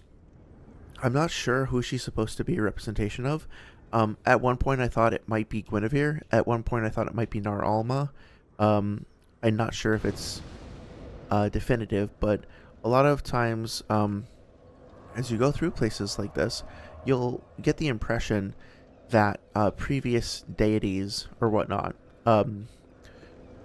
that is kind of keeping in theme with the idea that this land has been inhabited by people like over and over and over again. Like kingdoms have risen and fallen and decayed and all that, and then new ones have appeared after the fact. That nobody here might even remember who the statue was supposed to be for. It could just be somebody that belonged to a more ancient religion that's now been entirely forgotten, right? Buy something. Anything. Oh, come now, help an old woman and buy something. Let's see. Oh, what the... Oh, it's so weird not to have a like an all items category. Let's see. Traveling merchant hat uses item discovery. Oh wait, I want to read that actually. Hat worn by merchants from Lanafir, where blue represents knowledge. Interesting. Wearing this increases item discovery. Lanafir is the farthest land to the south and follows a strict edict of isolationism. The rare visitor from Lanafir is always a little odd. Okay. That kind of reminds me a little bit of Donald's outfit from Dark Souls 1. The eagle is normally a symbol of strength, but in Lanafir it symbolizes wealth. Interesting. So, is there going to be another place where they have eagles that is associated with strength, and then Lanafir kind of branched off from them or something? Lanafir is the farthest land to the south, yep. Gloves, boots, okay. Let's see. I think she has a key, right? Yeah, Leningrass key. Majula, the land of exiles, is comprised of abandoned old houses, one of which Leningrass has functioned into a workshop. Okay, so let's pick that up. Notice also that, like, we already have access technically to a fragrant branch of yore, so if you want to prioritize that, you can absolutely go for that. But anyway. My name is Melentia. You're a stranger to this land. Oh, we get as strangers these days. Everybody's gone and run off. Drangleic's been up a pile of rubble since the war fought long, long ago. And the giants crossed the sea. Seems like the battles will never end. Poor folk like myself have nary a place to sleep. That's why I keep all me things right with me. You may travel light, but methinks you bear a burden of your own.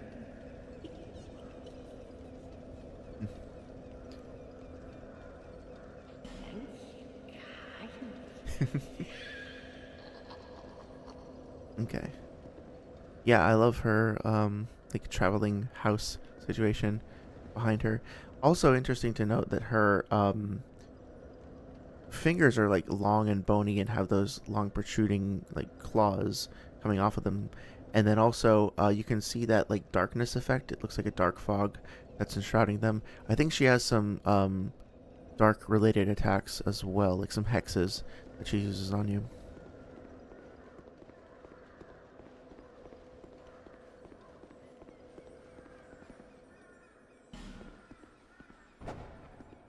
Oh, hang on one sec. So this is one of those things that you're never, that you're never taught explicitly in the game is that you can break. No, you motherfucker. Okay, 1 sec, sorry. As far as I know, you're never explicitly taught that you can break doors like that.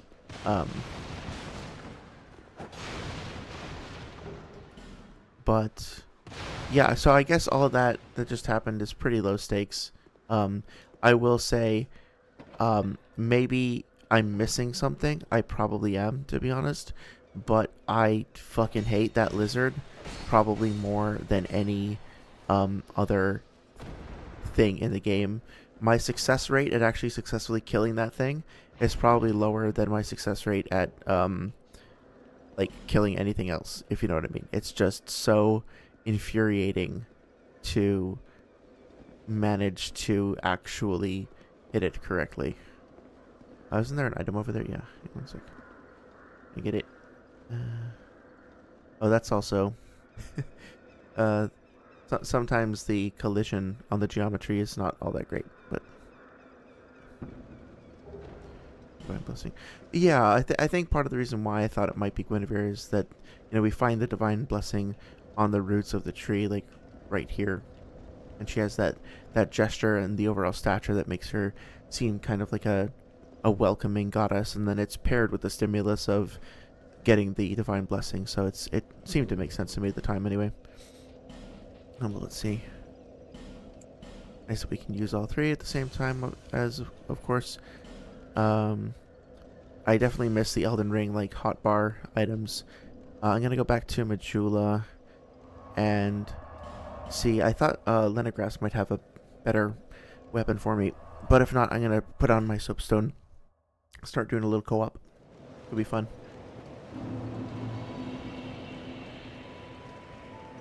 I think leveling up with the Herald I really appreciate, actually. Like, I know it's a little bit annoying to come back to town or whatever, but oh, I probably should have kept hello. We should have kept some of my souls. Oh well. Who are you? Oh, it doesn't matter. I packed my tool, but now somebody's gone and locked the door. I'm a blacksmith. Bring me. Yeah, so you can kind of speed up the door opening by rolling into it. Ah, yes, very good. Now I can get to work. But first, let me set up. Yeah, it's a little annoying to have to reset the environment, or like to reset at the bonfire in order to get him to do his job. But also, you know, limitations of the engine, I don't think it's the end of the world. Where are the arrows? Down here? Okay. Okay. So I'll rest and see if he has anything. I know I want to get the great axe or whatever it's called at one point. Oh, that wasn't so bad. Like, I didn't have to reset the whole thing. Just rest at the bonfire. You, the names, and you are. A man ought to labor with his feet planted firmly in the earth. Not roam around, you flirtatious vagabonds. Oh, what does it matter? You're equipped. Let me have a look. Okay. Oh, so, yeah. I forgot that we can't actually sell things here. I think, isn't the only person that we can sell items to, Gavlan? I don't know how I feel about that. So intuitively, I like the idea of being able to just sell items whenever you want. I will say that I guess it does create, like, for lack of a better phrasing, like a narrative or like a tension around the idea that your character is like hoarding these items for a while and not sure what to do with it, and then it creates like a sense of relief when you do eventually find a merchant, and then you get to like have this big haul all at once, get a big burst of souls. I don't know. I definitely never had the experience of selling things in Elden Ring and being like, man, this game would be so much better if I like just had to hold on to my shit forever, you know? Also, it's kind of hard to hear over the ambience, but if you listen closely here to the sounds as you're going up, and now I'm gonna play it as I go down, all at once, like real fast. Do you hear how it sounded kind of like stuttery? I think they're supposed to have a loop that plays when you're going down, but either the loop is either starting and stopping really really fast back to back, and it's creating that like staggered stuttery sound, or they don't have a loop and they're playing a sound every time your character like advances down one rung on the ladder, and since you're doing it so many times so quickly, it results in that kind of like stuttered sound. I will say also though that this is a nice little staging area. We get you know, visions of 3 different pathways, a suggestion of a 4th, and also anybody who sees this and is a human being will be intrigued and want to know what the fuck is going on down there and what the fuck that thing is. So this is a very simple little area, but if you actually look around, there's quite a lot going on. Looks like maybe sort of a defensive part of the fortification where you could shoot arrows from or something like that. So there's a little bit of storytelling going on here too. The columns are sort of like they have moss or lichen kind of growing on them. Yeah, there's some good environmental storytelling happening here, even if it's very simple. Also appreciate the fact that the soldiers that we just saw are... What are you doing, buddy? Are you okay? The soldiers that we just saw are being given different weapons. So you might have noticed that one of them had a halberd back there. So it's gradually showing us like more and more move sets that the enemies can have, which also gives us a preview of like, oh, okay, maybe I want to try out. You can see one of the enemies using a halberd that has like these big slow sweeping swings, and maybe you want to try that too. So we've gotten a couple of items from enemies thus far. Maybe keep an eye out for a halberd, give that a shot once you get the opportunity to do so. Just nice little hints of things. Now this, to be very careful here, this part of the level does feel a little janky, like this, especially with the controls. It feels like very risky to try to go over there. Like the fact, I know it's like a, but of course, right? But I like the fact that my character has a visible quiver on my back, even though I don't have my bow equipped. It's not something that they're just sort of artificially turning on when I have a bow. It's got its own dedicated, tangible place.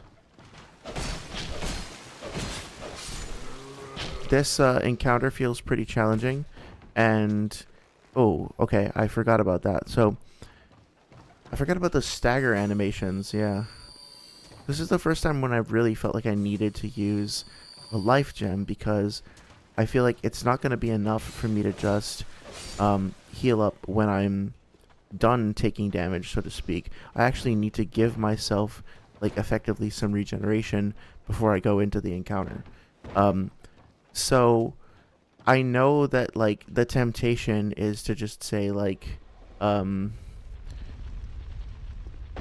life gems ruined the healing system because you can just have infinite of them and spam them. And yeah, there's the opportunity for that to be abused as a system, but also like I don't know how to quite articulate it, but I was like, okay, this situation that's about to approach here is one in which a life gem will just be better and safer, and I was making like a tactical decision to choose between the different options that I had. And the scarcity of the Estus flask at this point in the game, I think, creates an incentive to try to experiment with those different things and find out their strengths and weaknesses.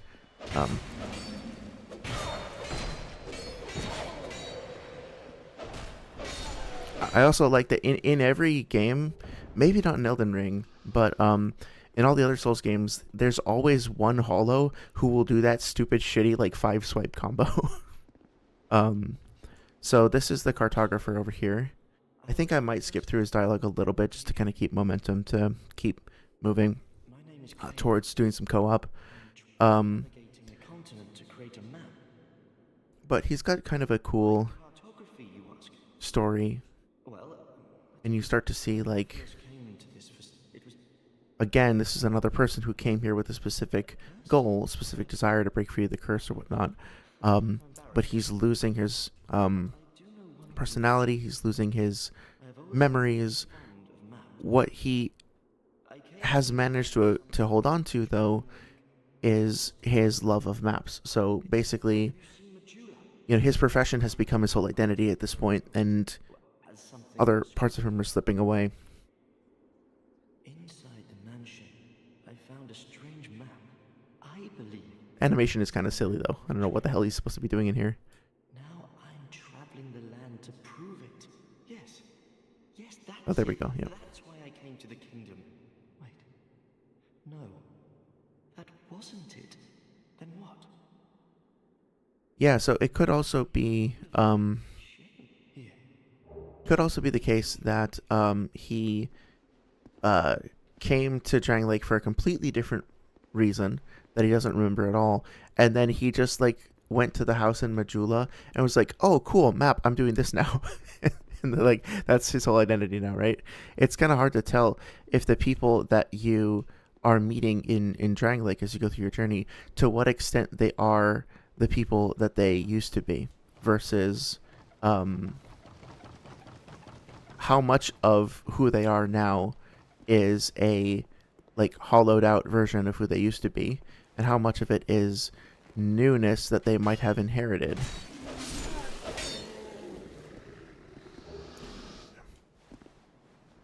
Or even just absorbed passively, through osmosis as they're going through the world.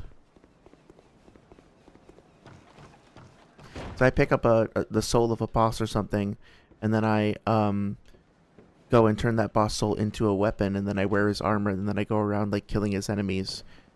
Haven't I kind of become him in some esoteric sense?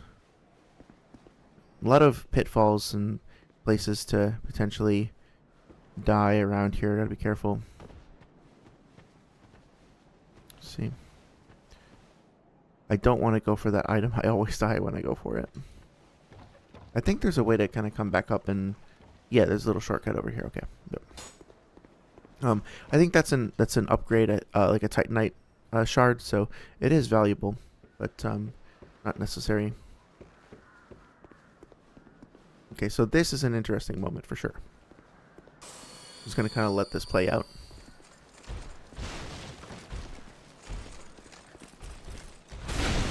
Oh, it didn't do the thing. What the hell? Okay, yeah.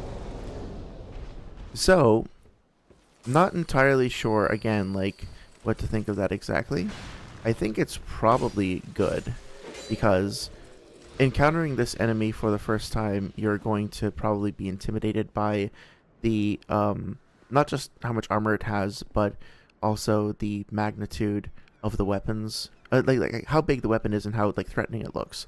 We didn't get a chance to see it this time, although we will soon, but the weapons also create a little shockwave that can slow your character down, and stun you sort of in place. And so that, the idea that you'd have access to some environmental means of harming the enemy, but that environmental damage might also wind up harming you as well, I think is a cool idea.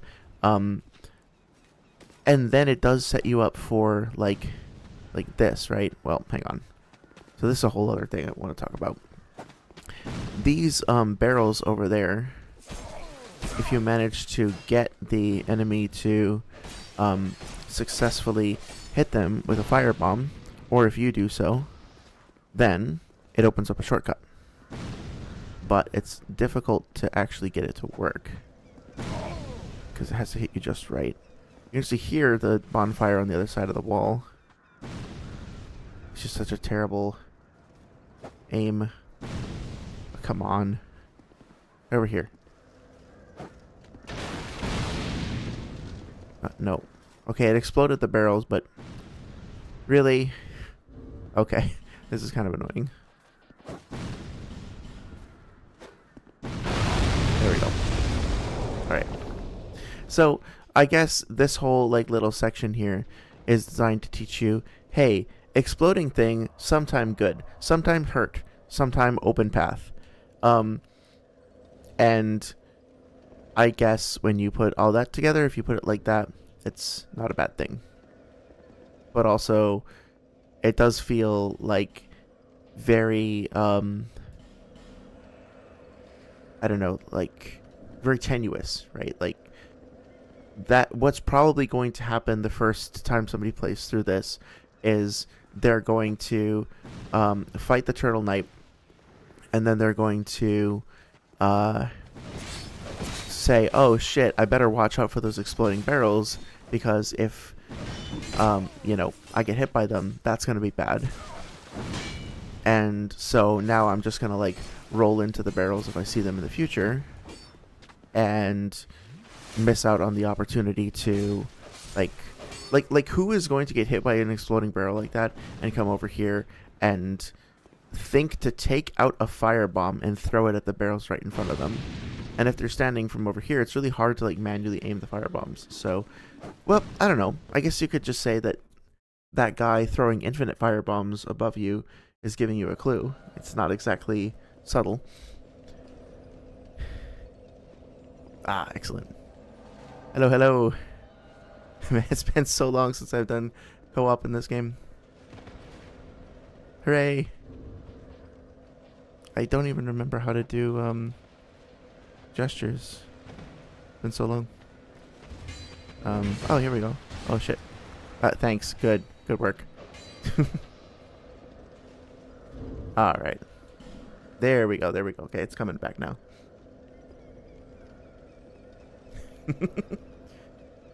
Of course, I'm a very like task-oriented person, so I would like to know where we're going, please. Hoping to actually take out a boss or something. Pursuer? Oh, we're going down here. Okay. Well, I said I wanted to do co-op, and I do. But also, like, there always comes a risk of just kind of like faffing around, not knowing what you're doing. But that's okay. Okay, so they opened to the shortcut. Okay, so we're going to do the last giant. That makes sense. Don't want to actually trigger the pressure plate, though. Okay. Where is the host? Cameron, Gia. What the hell is he doing? Well, this is riveting.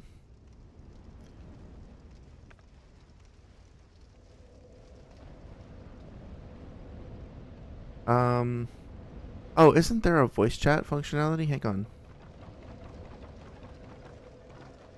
I can find where these guys are going. Music, voice chat restricted, allowed. Let's see that. Hello, can you guys hear me?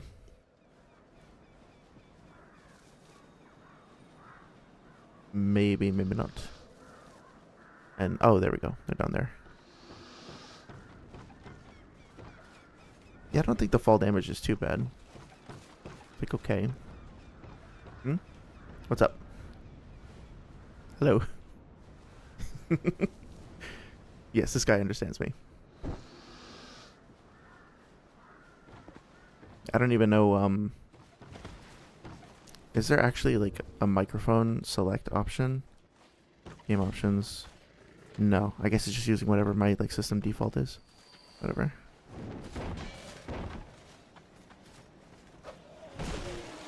I might actually turn it off just because I don't want to like bug people. I have no idea if they can hear me or not, but now that I actually know that we are able to like find each other, should be okay.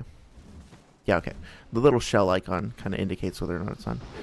So this is a fun area too because you start to see characters that have become petrified or maybe like just turned to ash. And you get a couple Turtle Knights. Whoa, that guy means business. Get a couple Turtle Knights mixed in there, which is cool. And then you... So, I think a lot of players on their first playthrough will probably get the Fire Longsword from in here. And the way that you get it, of course, is by... Oh, is it not active? Oh, yeah, is by encountering this friendly little guy. Which looks like he's about to roast you, but if you open the door at just the right time, you can manage to survive it.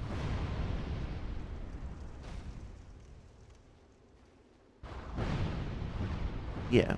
So I always thought that this was a cool little moment. We saw one of those fire salamanders above previously, and now we're getting another, chance to spend a little time with them. We're getting a valuable item from them. And so now it's saying like, okay, yeah, over here there's going to be more of them back there, so, maybe remember to make time to go check that shit out later. I guess yeah. Guess we don't really have a host. I don't know where the host wound up. Unless is Cameron the host? Oh, duty fulfilled. Okay. Cool. Happy to help. That's kind of cool. It is really cool to see people, oh, that's nice, actually. Like, the fact that you actually get a tangible reward, even if you didn't kill a boss or anything like that. That's really cool. Makes it feel meaningful to just...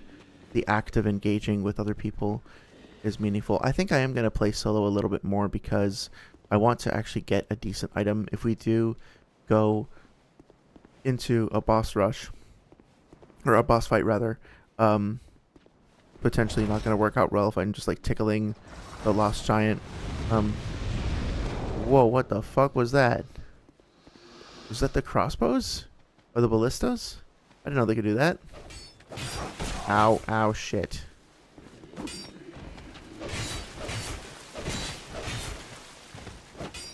Okay. Alright, okay. Yeah, I'm definitely feeling the whole, like, slow and clunky thing, especially after Elden Ring.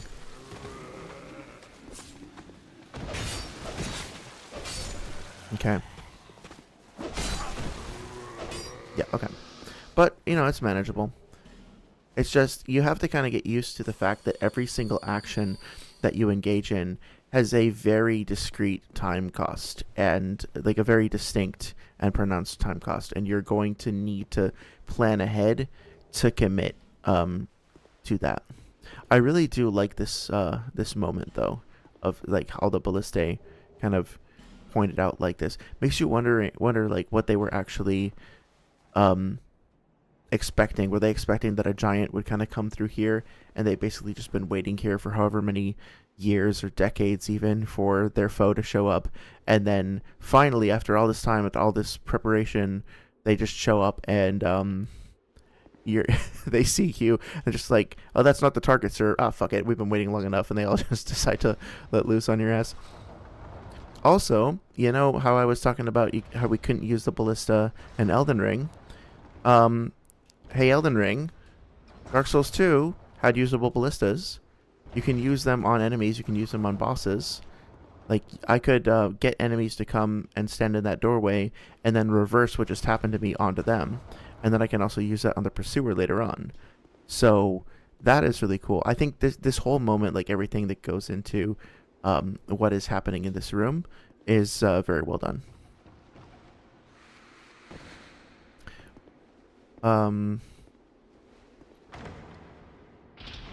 This I don't get as much. That always felt like a little video gamey to me, and not that that's like a dirty word per se, but the way that the crossbow just sort of appears in the middle of the chest and fires out arrows at you, it honestly feels like a prototype, right? Like when you're making a game and you don't have like a final art asset, you might just like grab a random asset that's already in the game and then put it into your like a prototype blueprint and just use it for that. And so, I could see a developer being like, okay, we need a trap that shoots arrows, so I'm just going to grab a crossbow, bring it in here, and it's going to fire off arrows. But the image of the crossbow, it's not designed to fire, like, whatever it is, 5 arrows in 5 different directions, right? It's just a regular-ass crossbow. So, I don't know, something about it feels like, makes me wonder if that was really the intended end result of that particular object, or if they ran out of time or something. Not a huge deal. It's still cool to have traps. I also really like this. I don't know how anybody was supposed to figure this out. I think now all you have to do is just hit the door. But if I remember correctly, at launch, the vanilla version of the game, you specifically had to do a jumping attack to hit it. Like, it would only trigger this if you did a jumping attack. And it was like, okay, there's obscure, and there's just like, what the fuck?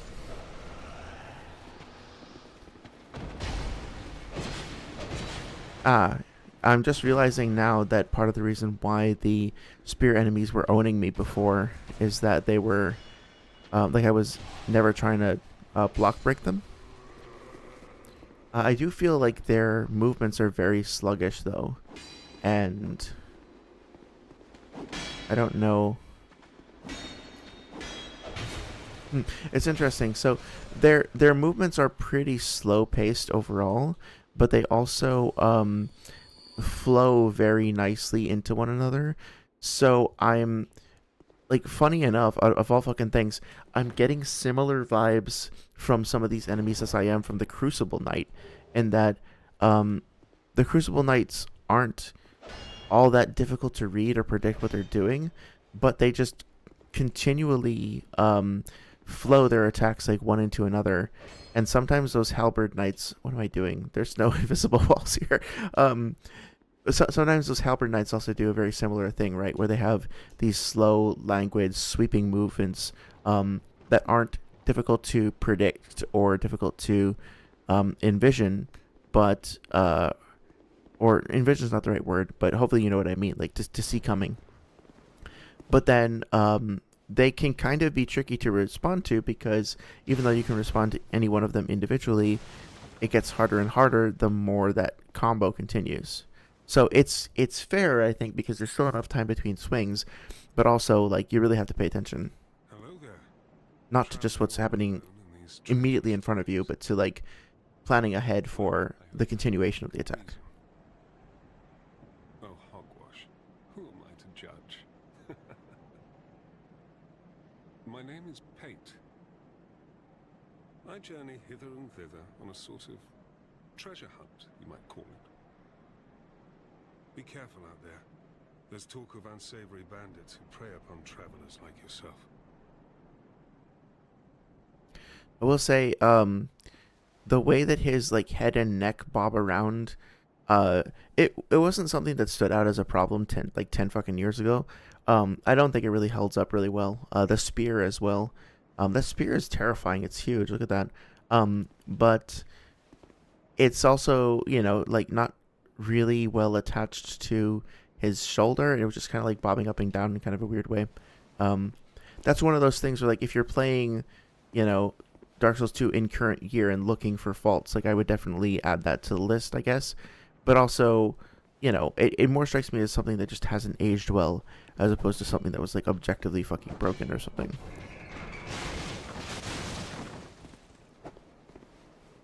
Okay, let's see what we got here.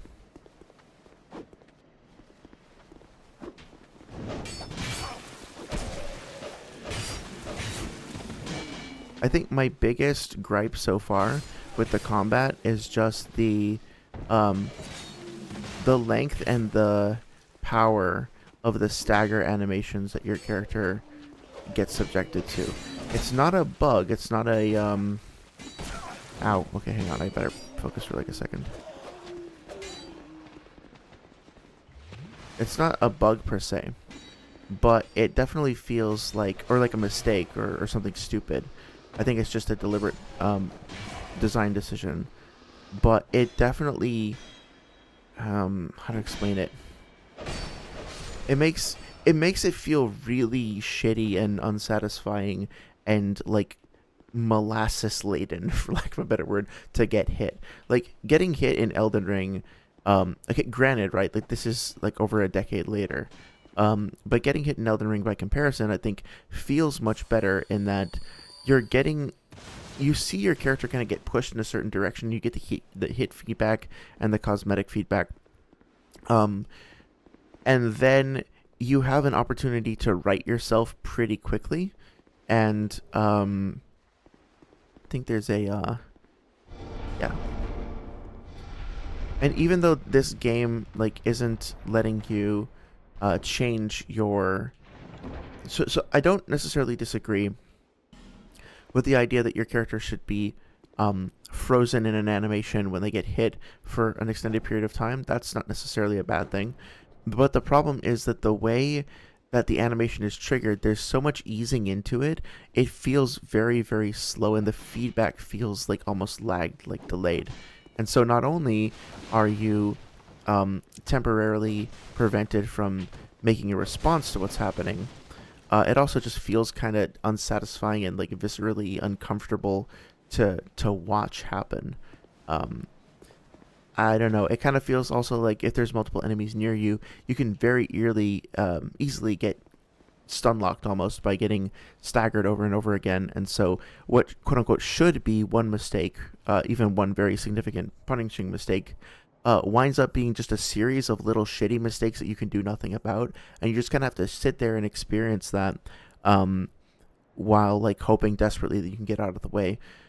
Which, again, is not necessarily a bad design choice as long as there's ways for you to work around it. And I think there are. I think there are plenty of ways for you to mitigate that. But until you find them, it definitely feels like unsatisfying to ever have to go through that. Well, I see you managed to escape. I hope that brave warrior didn't come a cropper either. Be careful out there. Oh, but you should take this. It allows undead to call out for help to one another across the fissures between worlds. With luck, somebody will lend you a hand. Well, I hope that brave warrior. Be careful out there. So that's interesting. He said that the white sign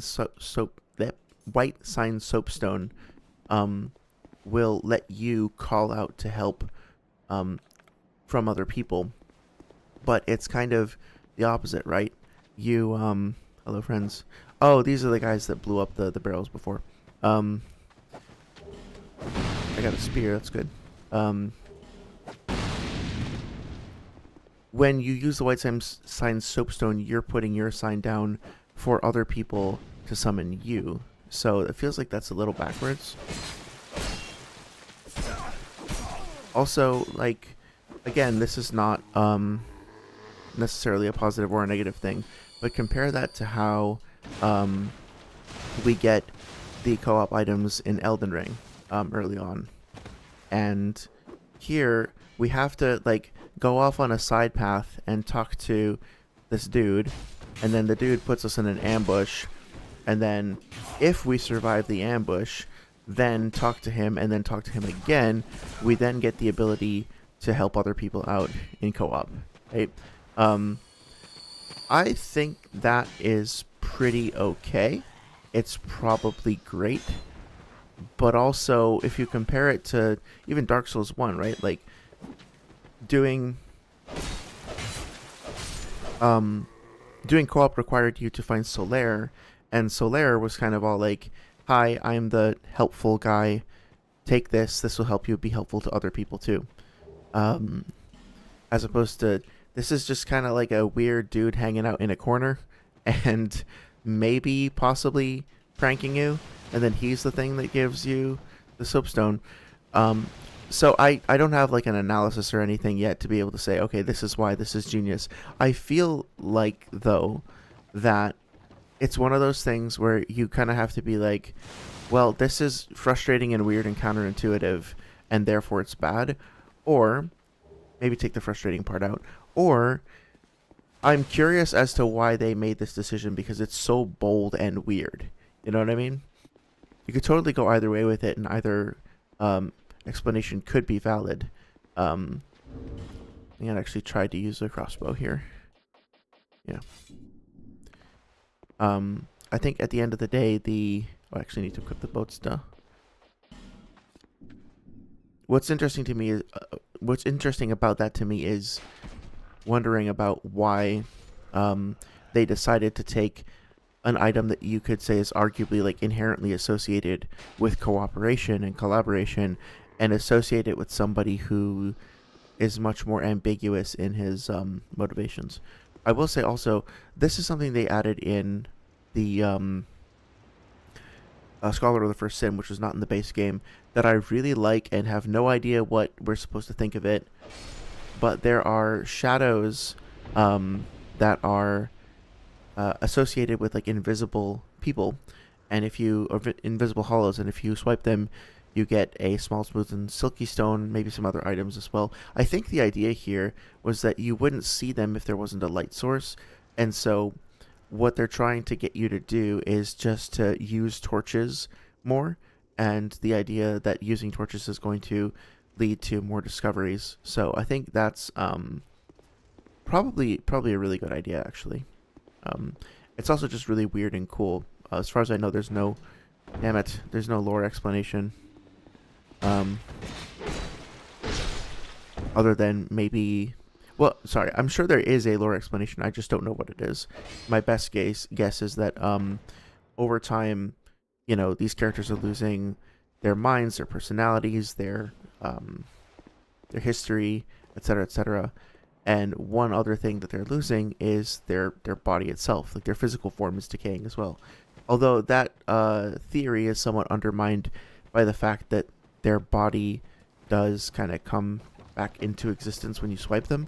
I wonder if that was like an implementation limitation as well. I wonder if they the only way that they, or maybe not the only way, but the way that they chose to make that work was essentially just to have like the normal character asset of a hollow, and then just apply an effect to it that made it invisible, but then that effect got turned off when the hollow died, and as a result it creates that like weird effect where he seems to pop into existence. And that might have just been more like, again, talking about like the crossbow thing. Again, I did that. I'm gonna just leave that alone for now. I really suck at making those jumps. But talking about the crossbow thing from before coming out of the chest, it could be another one of those things, right? Where they implemented it a certain way during pre-production or prototyping in order to just get it online, and then they didn't have enough time to change it later on. Or it could be a deliberate choice, I'm not sure. But just speaking from experience, there's a lot of times where, in development, you want to get things online and working and functional as soon as possible, and not wait till things are pretty. Valve, I think, has a good, a lot of really good behind-the-scenes stuff and commentary stuff that they put into their games. And one of the things that they've said is that they will, or that they've documented is that they will go in and try to literally just stand up a working, functional prototype of whatever idea that they have as quickly as possible, using whatever assets they have, because the sooner they get it working in some capacity, the sooner they can start evaluating whether or not it's fun. And it doesn't matter if you take all the time in the world to make it pretty, if you spend all that time doing so and then go back in and test it and it just sucks to play, then you've wasted all that time, right? Not wasted, invested, but still maybe not a great investment. I love this room. I don't fully understand it. I know people have gone through and done some research into what it says on the books. Like that white book right there with the black script is a real book. It's a really odd, esoteric, like French philosophy book, if I remember correctly. So I'm not sure if anybody was able to draw direct parallels between it and the story of the game. But it is, yeah, you can kind of see. I can't quite read it. But it's cool that they also have like a giant book in here as well. The candles burning there seem to suggest that somebody was in here recently pouring over all this stuff. Maybe it was Kale. I guess that makes sense. It's probably just Kale. Kale, the cartographer, the guy I talked to in the cave earlier. What am I doing? Okay, up here, yeah. So this is pretty common knowledge at this point, but if you go down here, so is he not back yet? Okay. If you go down here, there is a little room underneath, and there's one skeleton there currently. Let me just take care of this guy. Oh, cool. He's doing bleed damage with the scimitar. And if you look over here, there's an Estus flask shard over here, and then also on the ground, it's really hard to see. It's better if a torch, but it looks like there was a Lord Vessel down here, like the one from Dark Souls 1. And you can kind of see the texture of it there kind of poking up out of the ground. So at some point, there was a Lord Vessel here in Drangleic. Try right and then type backstabbing. I feel like there was something associated with this chest, that there was like a percentage chance to get something, but I don't remember. Anyway, yeah, so I think that this game has a lot of random New Game Plus things, like bonuses and things that change when you play the game through a second time with the same character. And one of them is that the number of skeletons in that room will just go up to 9, I think, on a NG plus 9. No idea why, but it's cool. You can tell that the devs like had a lot of fun with making the game, in addition to just clearly. I think the most significant and most fair criticisms of the game are with regards to its technical performance. I think it is rough around the edges in a lot of places, and I think unfortunately it is not like technologically super sound in some areas, and not maybe super tactile and satisfying to play at all times. But considering that this was considering how many different things they tried to do and the ways in which they tried to expand things from Dark Souls 1, all the crazy risks that they took and the quirky things that they tried, I think it's totally understandable. It's unfortunate. I wish it was more polished, but it's also a relatively small development company. Development conditions are very different in Japan. Salaries are different, benefits are different, work conditions and expectations are different. And considering the artistry and the beauty of this game, the fact that it's technically a little rough around the edges is a little, Can I help you?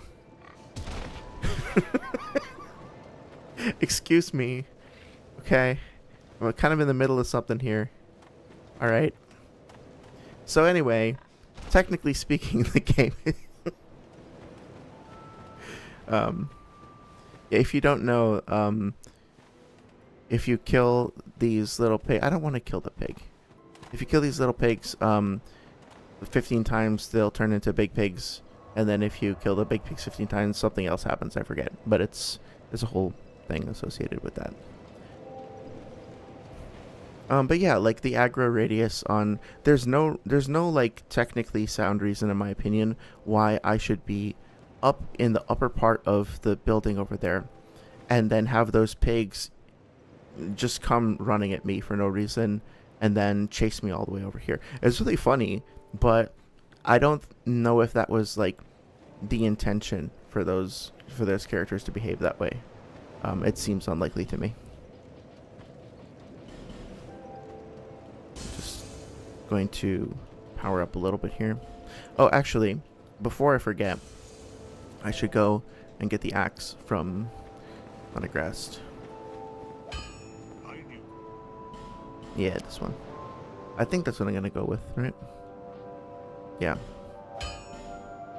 I don't know. That's also a bit of a weird thing. Probably a good thing, but the idea that you could buy 5 battle axes all at once, pretty extreme. Oh, you can get the Titanite there too. Okay. So, yeah, it's relatively easy actually to boost yourself early on. So, let's see. Can you upgrade my stuff? Yeah, reinforce. Of course you can. What am I talking about? Okay, so I think if I buy 2 more, then I should be able to get it to +3. And that'll already be putting me in a good spot to be able to help out a little bit with co-op. I can get it to +4. Perfect. Okay. And I think I can also improve my whatever shield that I'm currently equipped. Let's see. Oh yeah. So that should be good. Okay. Cool. That being said, I was curious about... Oh, never mind. Sorry, I'm kind of thinking out loud here. I'm trying to remember all the different, like, critiques or whatever that I've heard. And trying to Is that a shop? keep in mind what those criticisms were so that when I go through, I can But whatever can... evaluate if I think they're, like, fair or not. And so far, I have to say that despite the fact that some of the people who have been vocally critical of this game have done so in a way that's been, to say the least, kind of unkind, and so I'm sort of inclined to want to prove them wrong on some level. I do wind up currently feeling like, technically speaking, the game has its issues with overall, like, tech and functionality. But again, like, it's a 10-year-old game, so I'm not surprised that that's the case. I'm going to try leaving my soapstone down now that I have a thing. Like, honestly, what I should do, to be fair, is I should go back and play Dark Souls 1. And I should also look at other games that came out around the time and what the current, like, standard was. Actually, probably going the wrong way. Like, talking about things objectively, so to speak, is important. Like, trying to be objective in your criticism, obviously, is very important. I think that relatively, like, in addition to that, talking about things relatively, it's important to evaluate things in the context of their time. And so, basically, if this game, if we can demonstrate that this game was particularly ambitious and was taking certain risks for its time, then I think that should help us qualify our criticism a little bit, if that makes sense. I was going to go up and fight the Pursuer, but this works too. Cool.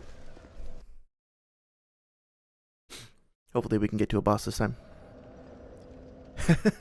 Oh no, the Naruto followed me into Dark Souls. Hi. Hello.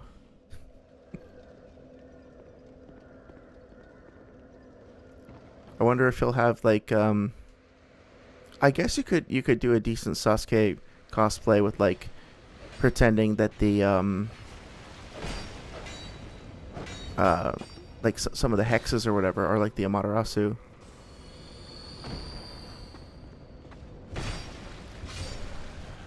Yeah, the battle axe was a good investment. Looks like he's pretty task oriented, so let's go to the boss, question mark. Are we going for the Pursuer? That's cool.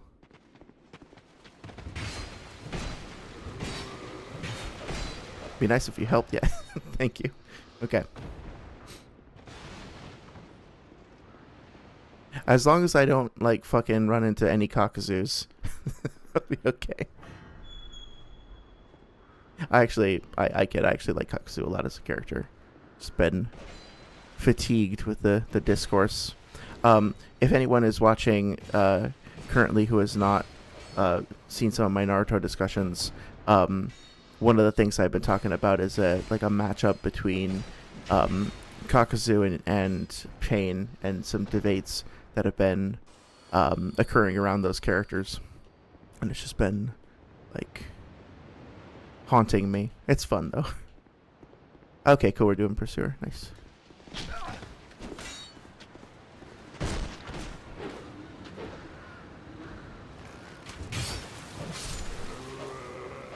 Let's see if I have any items that I can use potentially.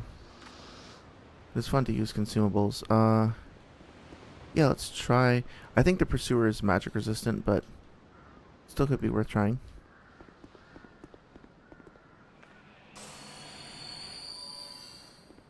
Cool. Let's do it. Oh, that is kind of cool. You see the little left to right shuffle he does? It's cool that when you go into your menu, like your items menu, it telegraphs. Wow, why is that hard to say? It telegraphs that to other players as well.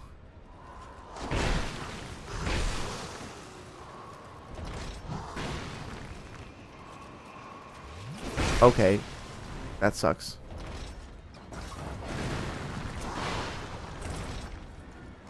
I think I'm starting to, like, understand better. Okay. There we go. Alright, I did my job. That's fine. What the fuck? No! I didn't know he could do that. What the fuck? Oh, he's got the red eyes and everything, too. A backstabbing son of a bitch.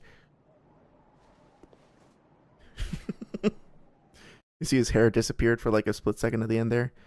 So wait, did I not get the bonus for that? I didn't get the souls or anything. Oh. I don't care. That was funny. What I was trying to say before that happened was just that like something about blocking in this game feels really bad. I can't quite describe why. It just I'll try to pinpoint it. Maybe it's just because we're going up against the pursuer and the pursuer hits really hard. Wait a minute. Oh, I did get the souls. It just didn't show it up on screen. So I definitely had fewer souls than that. Okay.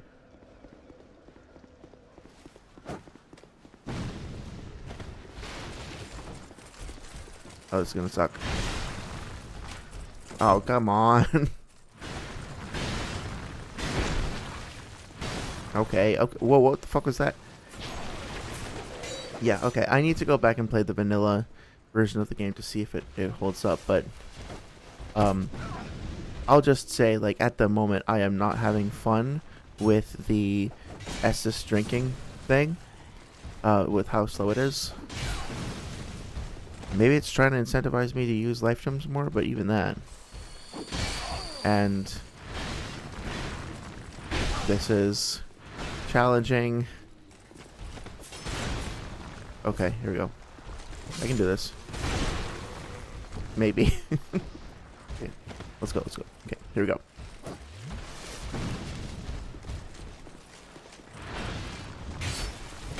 Okay, that actually feels kind of not terrible.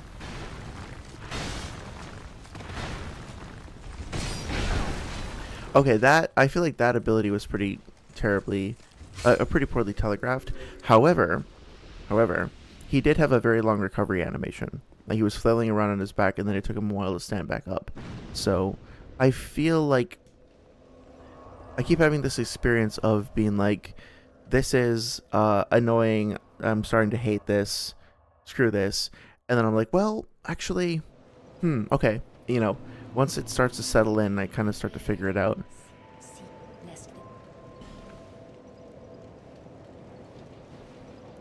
Level adaptability, right? Yep. So let's see how much difference, like 5 or 6 points in adaptability makes. Just in terms of overall feel.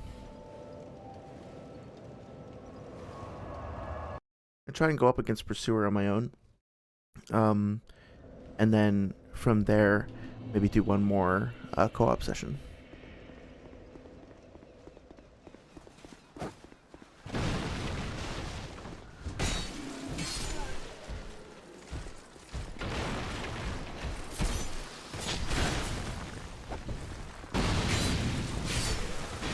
Okay. I don't know if it's just placebo, but it does feel like pretty much better. What is happening? Why am I still stuck? Okay. Yeah, that drink animation is so slow. Oh my god.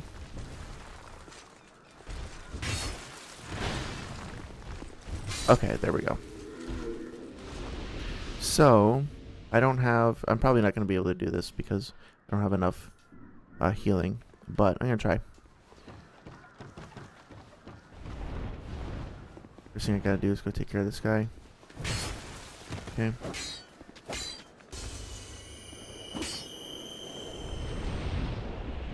Okay, so I might be able to if I just focus on... Whoa! forgot I could do that.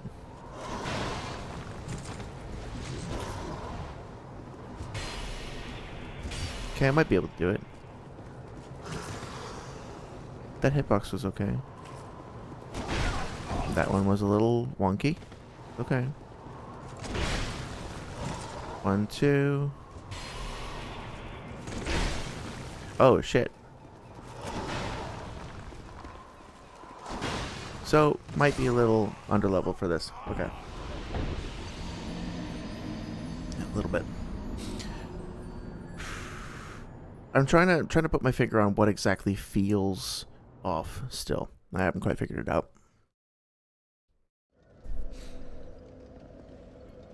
I think the shitty thing too about that with the pursuer up there is that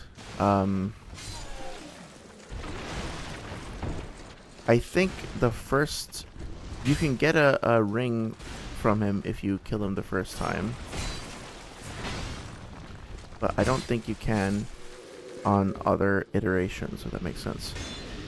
So the thing is too, like, and this is, you know, not me like trying to humble brag or whatever. I don't really think it's that impressive, but I have beaten this game on console, getting the illusory rings. So it was a no death, no bonfire playthrough. So I feel like I am pretty experienced and knowledgeable about this game and like decent at playing it. I don't feel like that's coming across at all at the moment. Oh my god. And I'm trying to figure out why.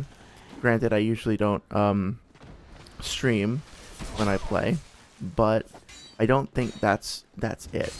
I think that, you know, years of experience since then playing a lot of Sekiro and Elden Ring have acclimated me to a completely different pace of gameplay and a completely different response to the like reactivity of your character in response to incoming damage.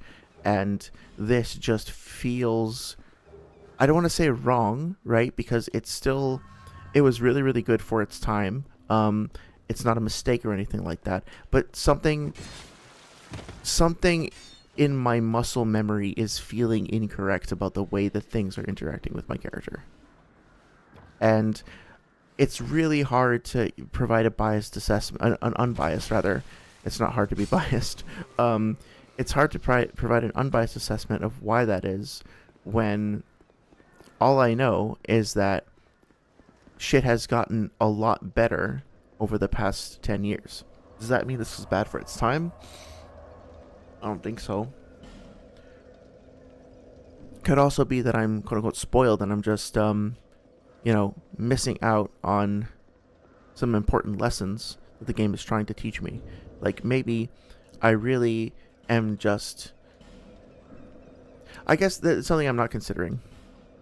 Is that at the end of the day, my character is still very early days in their adventure. And I'm not supposed to be powerful right now. I'm not supposed to be a badass.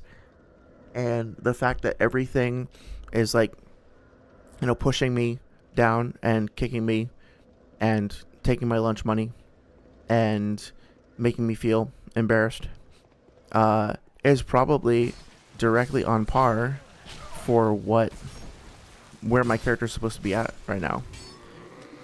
And I guess, you know, the argument could very well be that creating a sense of powerlessness now and frustration now,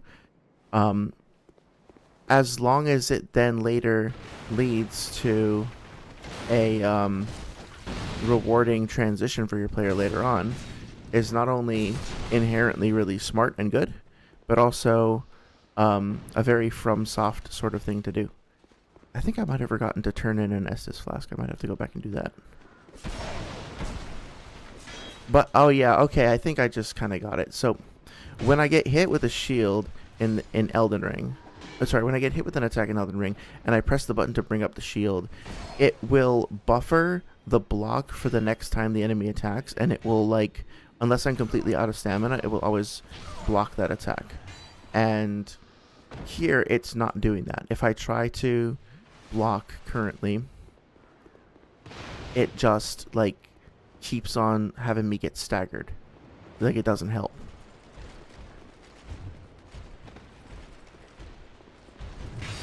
Alright, can't jump.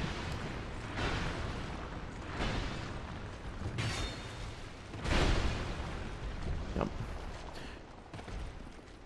Swing goes on. Yeah. I guess compared to Elden Ring as well, I don't always feel like I have... When I take damage, it doesn't always feel as much like it was in my controller or something. I love this guy over here. This is also... Okay, don't fall, please. Oh, come on. Sigh. Yeah, so I really like the way that encounter is designed. I think it's a very visually striking set piece. I think it's you know, it not only is it kind of visually interesting, but it also tells an interesting story about what happened in the past of this area. It also I don't know, it feels like very kind of risky and daring to go out on a limb like that to get the item. So that's pretty cool. And yeah, overall, I really like it. The problem is that I did not feel like when I died to those enemies that the reason I died was because they bested me in combat. And we had a clash and an exchange, but I ultimately lost, unfortunately, the duel. I felt like I couldn't really move much with the lock-on camera the way that it was, because if I did, I could just like get unintentionally pushed off the side of the level, and or the side of the structure, and then the guy wound up pushing me off anyway. So it kind of felt like I was screwed the moment I picked up the weapon, which was maybe the intention, but I don't think so. I think it was intended to create a sense of desperation and then give you the opportunity to like subvert that. I did recently hear from somebody, this is not my own analysis, so I'm not going to take credit for it. I did recently hear from somebody though that these soldiers all appear to have their heads permanently angled upward, as if to suggest that they, you know, when they were fighting the giants, they were always looking up at them, obviously, because they were bigger, taller than they were. And so their necks kind of got stuck that way in death, as a reference to the thing that they were most fixated on before they died. So, okay, well, again, I keep doing this, right, this little back and forth. So what I was just saying previously, that when I went up here, I felt like if I stayed locked on to the enemies, that I was just going to get, that the janky system or whatever was going to kind of push me off. And then the enemy pushed me off, and I didn't feel like that was fair. And I think it could have been better implemented. But at the same time, now I'm like, oh shit, I want to go back and get my souls, and now I know that I'm going to expect these guys, and so I'm going to plan for the ambush, and I'm going to subvert the ambush. And so, despite the fact that it was a little janky, it created this little narrative with me like having a rivalry with these enemies. And I think that was effective enough that it justifies the risk taken with the jank in the implementation, if that makes sense. Also, just fucking look at this. Look at the shield. Look at this dude.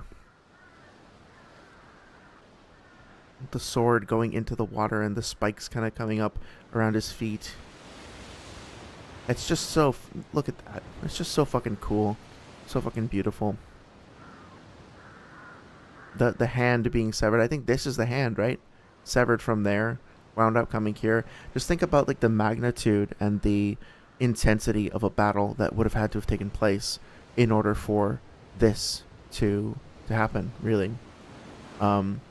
It's pretty cool. And again, like I think, oh, I forgot to get this next time or last time. I think it totally like justifies its existence, regardless of the technical shenanigans. So I think I'm gonna probably wrap it up pretty soon. Been going for a little while. Oh, good. I was just about to say I would like to do one more co-op session before I head out for the night.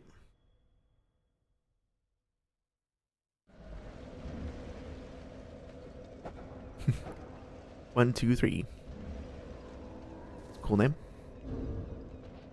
Are you? Hello? Where is this guy?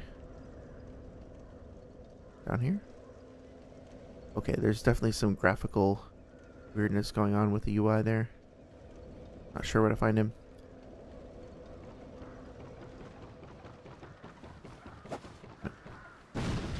I hear some ladder action. Okay, there we go. Hello.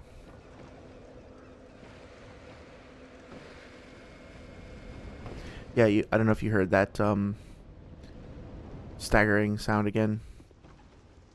Here you go. Hello. Hi. This guy's all business. Whatever. That's cool, I just want souls. And the experience. The community for this game has always been pretty great.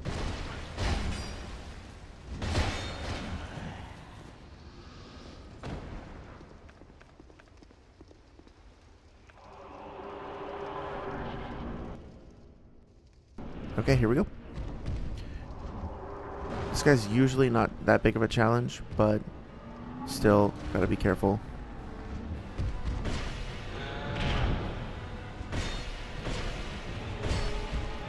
Oh, I overexpended on my stamina. Oh yeah, no problem.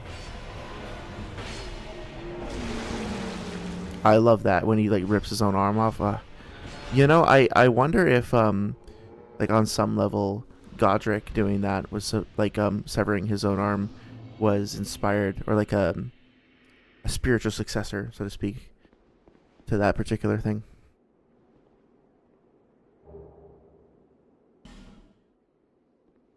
Yep. A very decent, a very simple, mechanically simple, not very complex or anything, not very dynamic, I guess, first boss fight, but still I think a solid one. Visually, aesthetically interesting, narratively interesting, and has a really cool twist when you see him pull his arm off, and sets up like a great subversion for the eventual like rematch with him later. Oh, cool. Yeah, so I think doing that, I forgot about that. Doing the co-op also restored my hollowing. I'm human again now, yeah. Just like in Demon Souls. Forgot about that.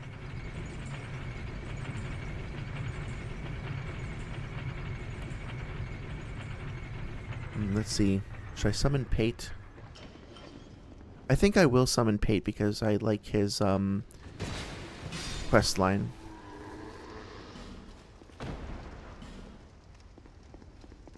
I think you need to summon him to advance his questline, right? Don't need Luet. But yeah, I'll bring Pate in. That's the thing, I wind up, there's still a few bosses in a variety of Souls games where I haven't actually fought them one-on-one, and I really want to go back and do so, because every time I play through, I want to do the character questlines, and I know some of them are contingent upon summoning, so yeah.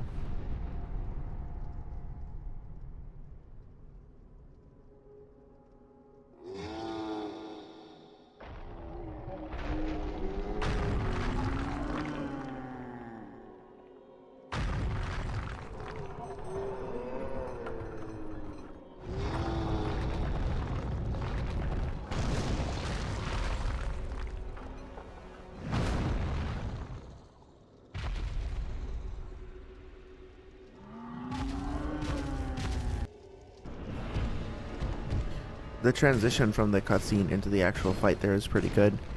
The way he was just sort of like flailing, running towards you, and that transitioned out of the cutscene into his running animation. Just taking a look to admire just like how many things are embedded in him, all of the detail in the swords and the spears, and then whatever that massive stone pillar is through the center of him. Of course, the shackles on his legs are an obvious touch, but a nice one. And his arms as well, yeah. His moveset is not really all that complex, but still, you know, just as you're starting to feel, especially on a first playthrough, when you might not have like your weapons upgraded like I do, just around the part where you start to feel comfortable is probably where he's going to do that arm pull. He's still a threat, even though I put like a decent amount of souls into my character.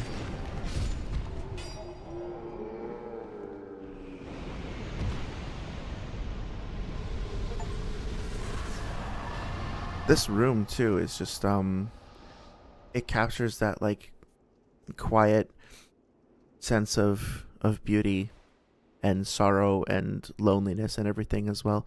I mean, look, I'm not an expert on cave formations or anything, but you would assume that when they put the giant in here that he probably flailed around and broke shit for a while, and then after doing so would have settled down, and the area around him would have settled down.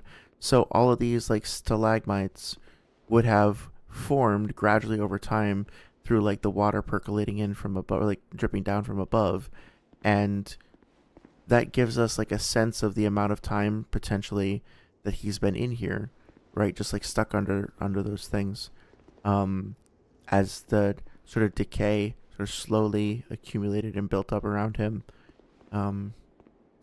And ironically, like, I don't know if he was accumulating the power by resting or something like that, but he technically had the power to leave at any given time. I think he literally just lost the will to do so. He was like broken, more like mentally rather than physically. Both, obviously both, but you know. But with that being said, I'm gonna return to Majula, and I think after I level up a little bit, that's probably gonna be it for the night. So I admit, when I had the idea of like starting off the stream, I was pretty confident that I was going to go in and be like, oh yes, my baby is perfect. My sweet, perfect game has held up beautifully. And in a lot of ways it absolutely has. It's still, you know, one of my all-time favorites. It's still a masterpiece. I still hold to that. But its mastery, its excellence is qualified somewhat by technical issues that are very real, and they do have a significant effect on the experience. I think obviously it's way too early for me to come to a conclusion about whether or not I think the clunkiness that I've been experiencing thus far is a deal breaker, so to speak, or should be considered to be a deal breaker. I think some of it is gonna be mitigated as I get back in touch with like the pace that this game had for its time. But we'll see. I definitely want to keep going. At least a few more streams until the end of the Return to Drangleic event. We can do some more do some more co-op pretty soon. And yeah, I think that's it for now. Thank you for stopping by. Hope everybody's doing well. If there's anything in particular you'd like to see in the next stream, as always, feel free to let me know. I'll probably try and do another Dark Souls stream on Thursday. And then, you know, we have the... why am I blanking? Oh yeah, we have the Naruto streams coming up on Sunday. And then once this event is wrapped up, so at some point next week, I'll go back to Elden Ring as well. Keep going with that. Yeah, thanks very much. Hope you all have a good night.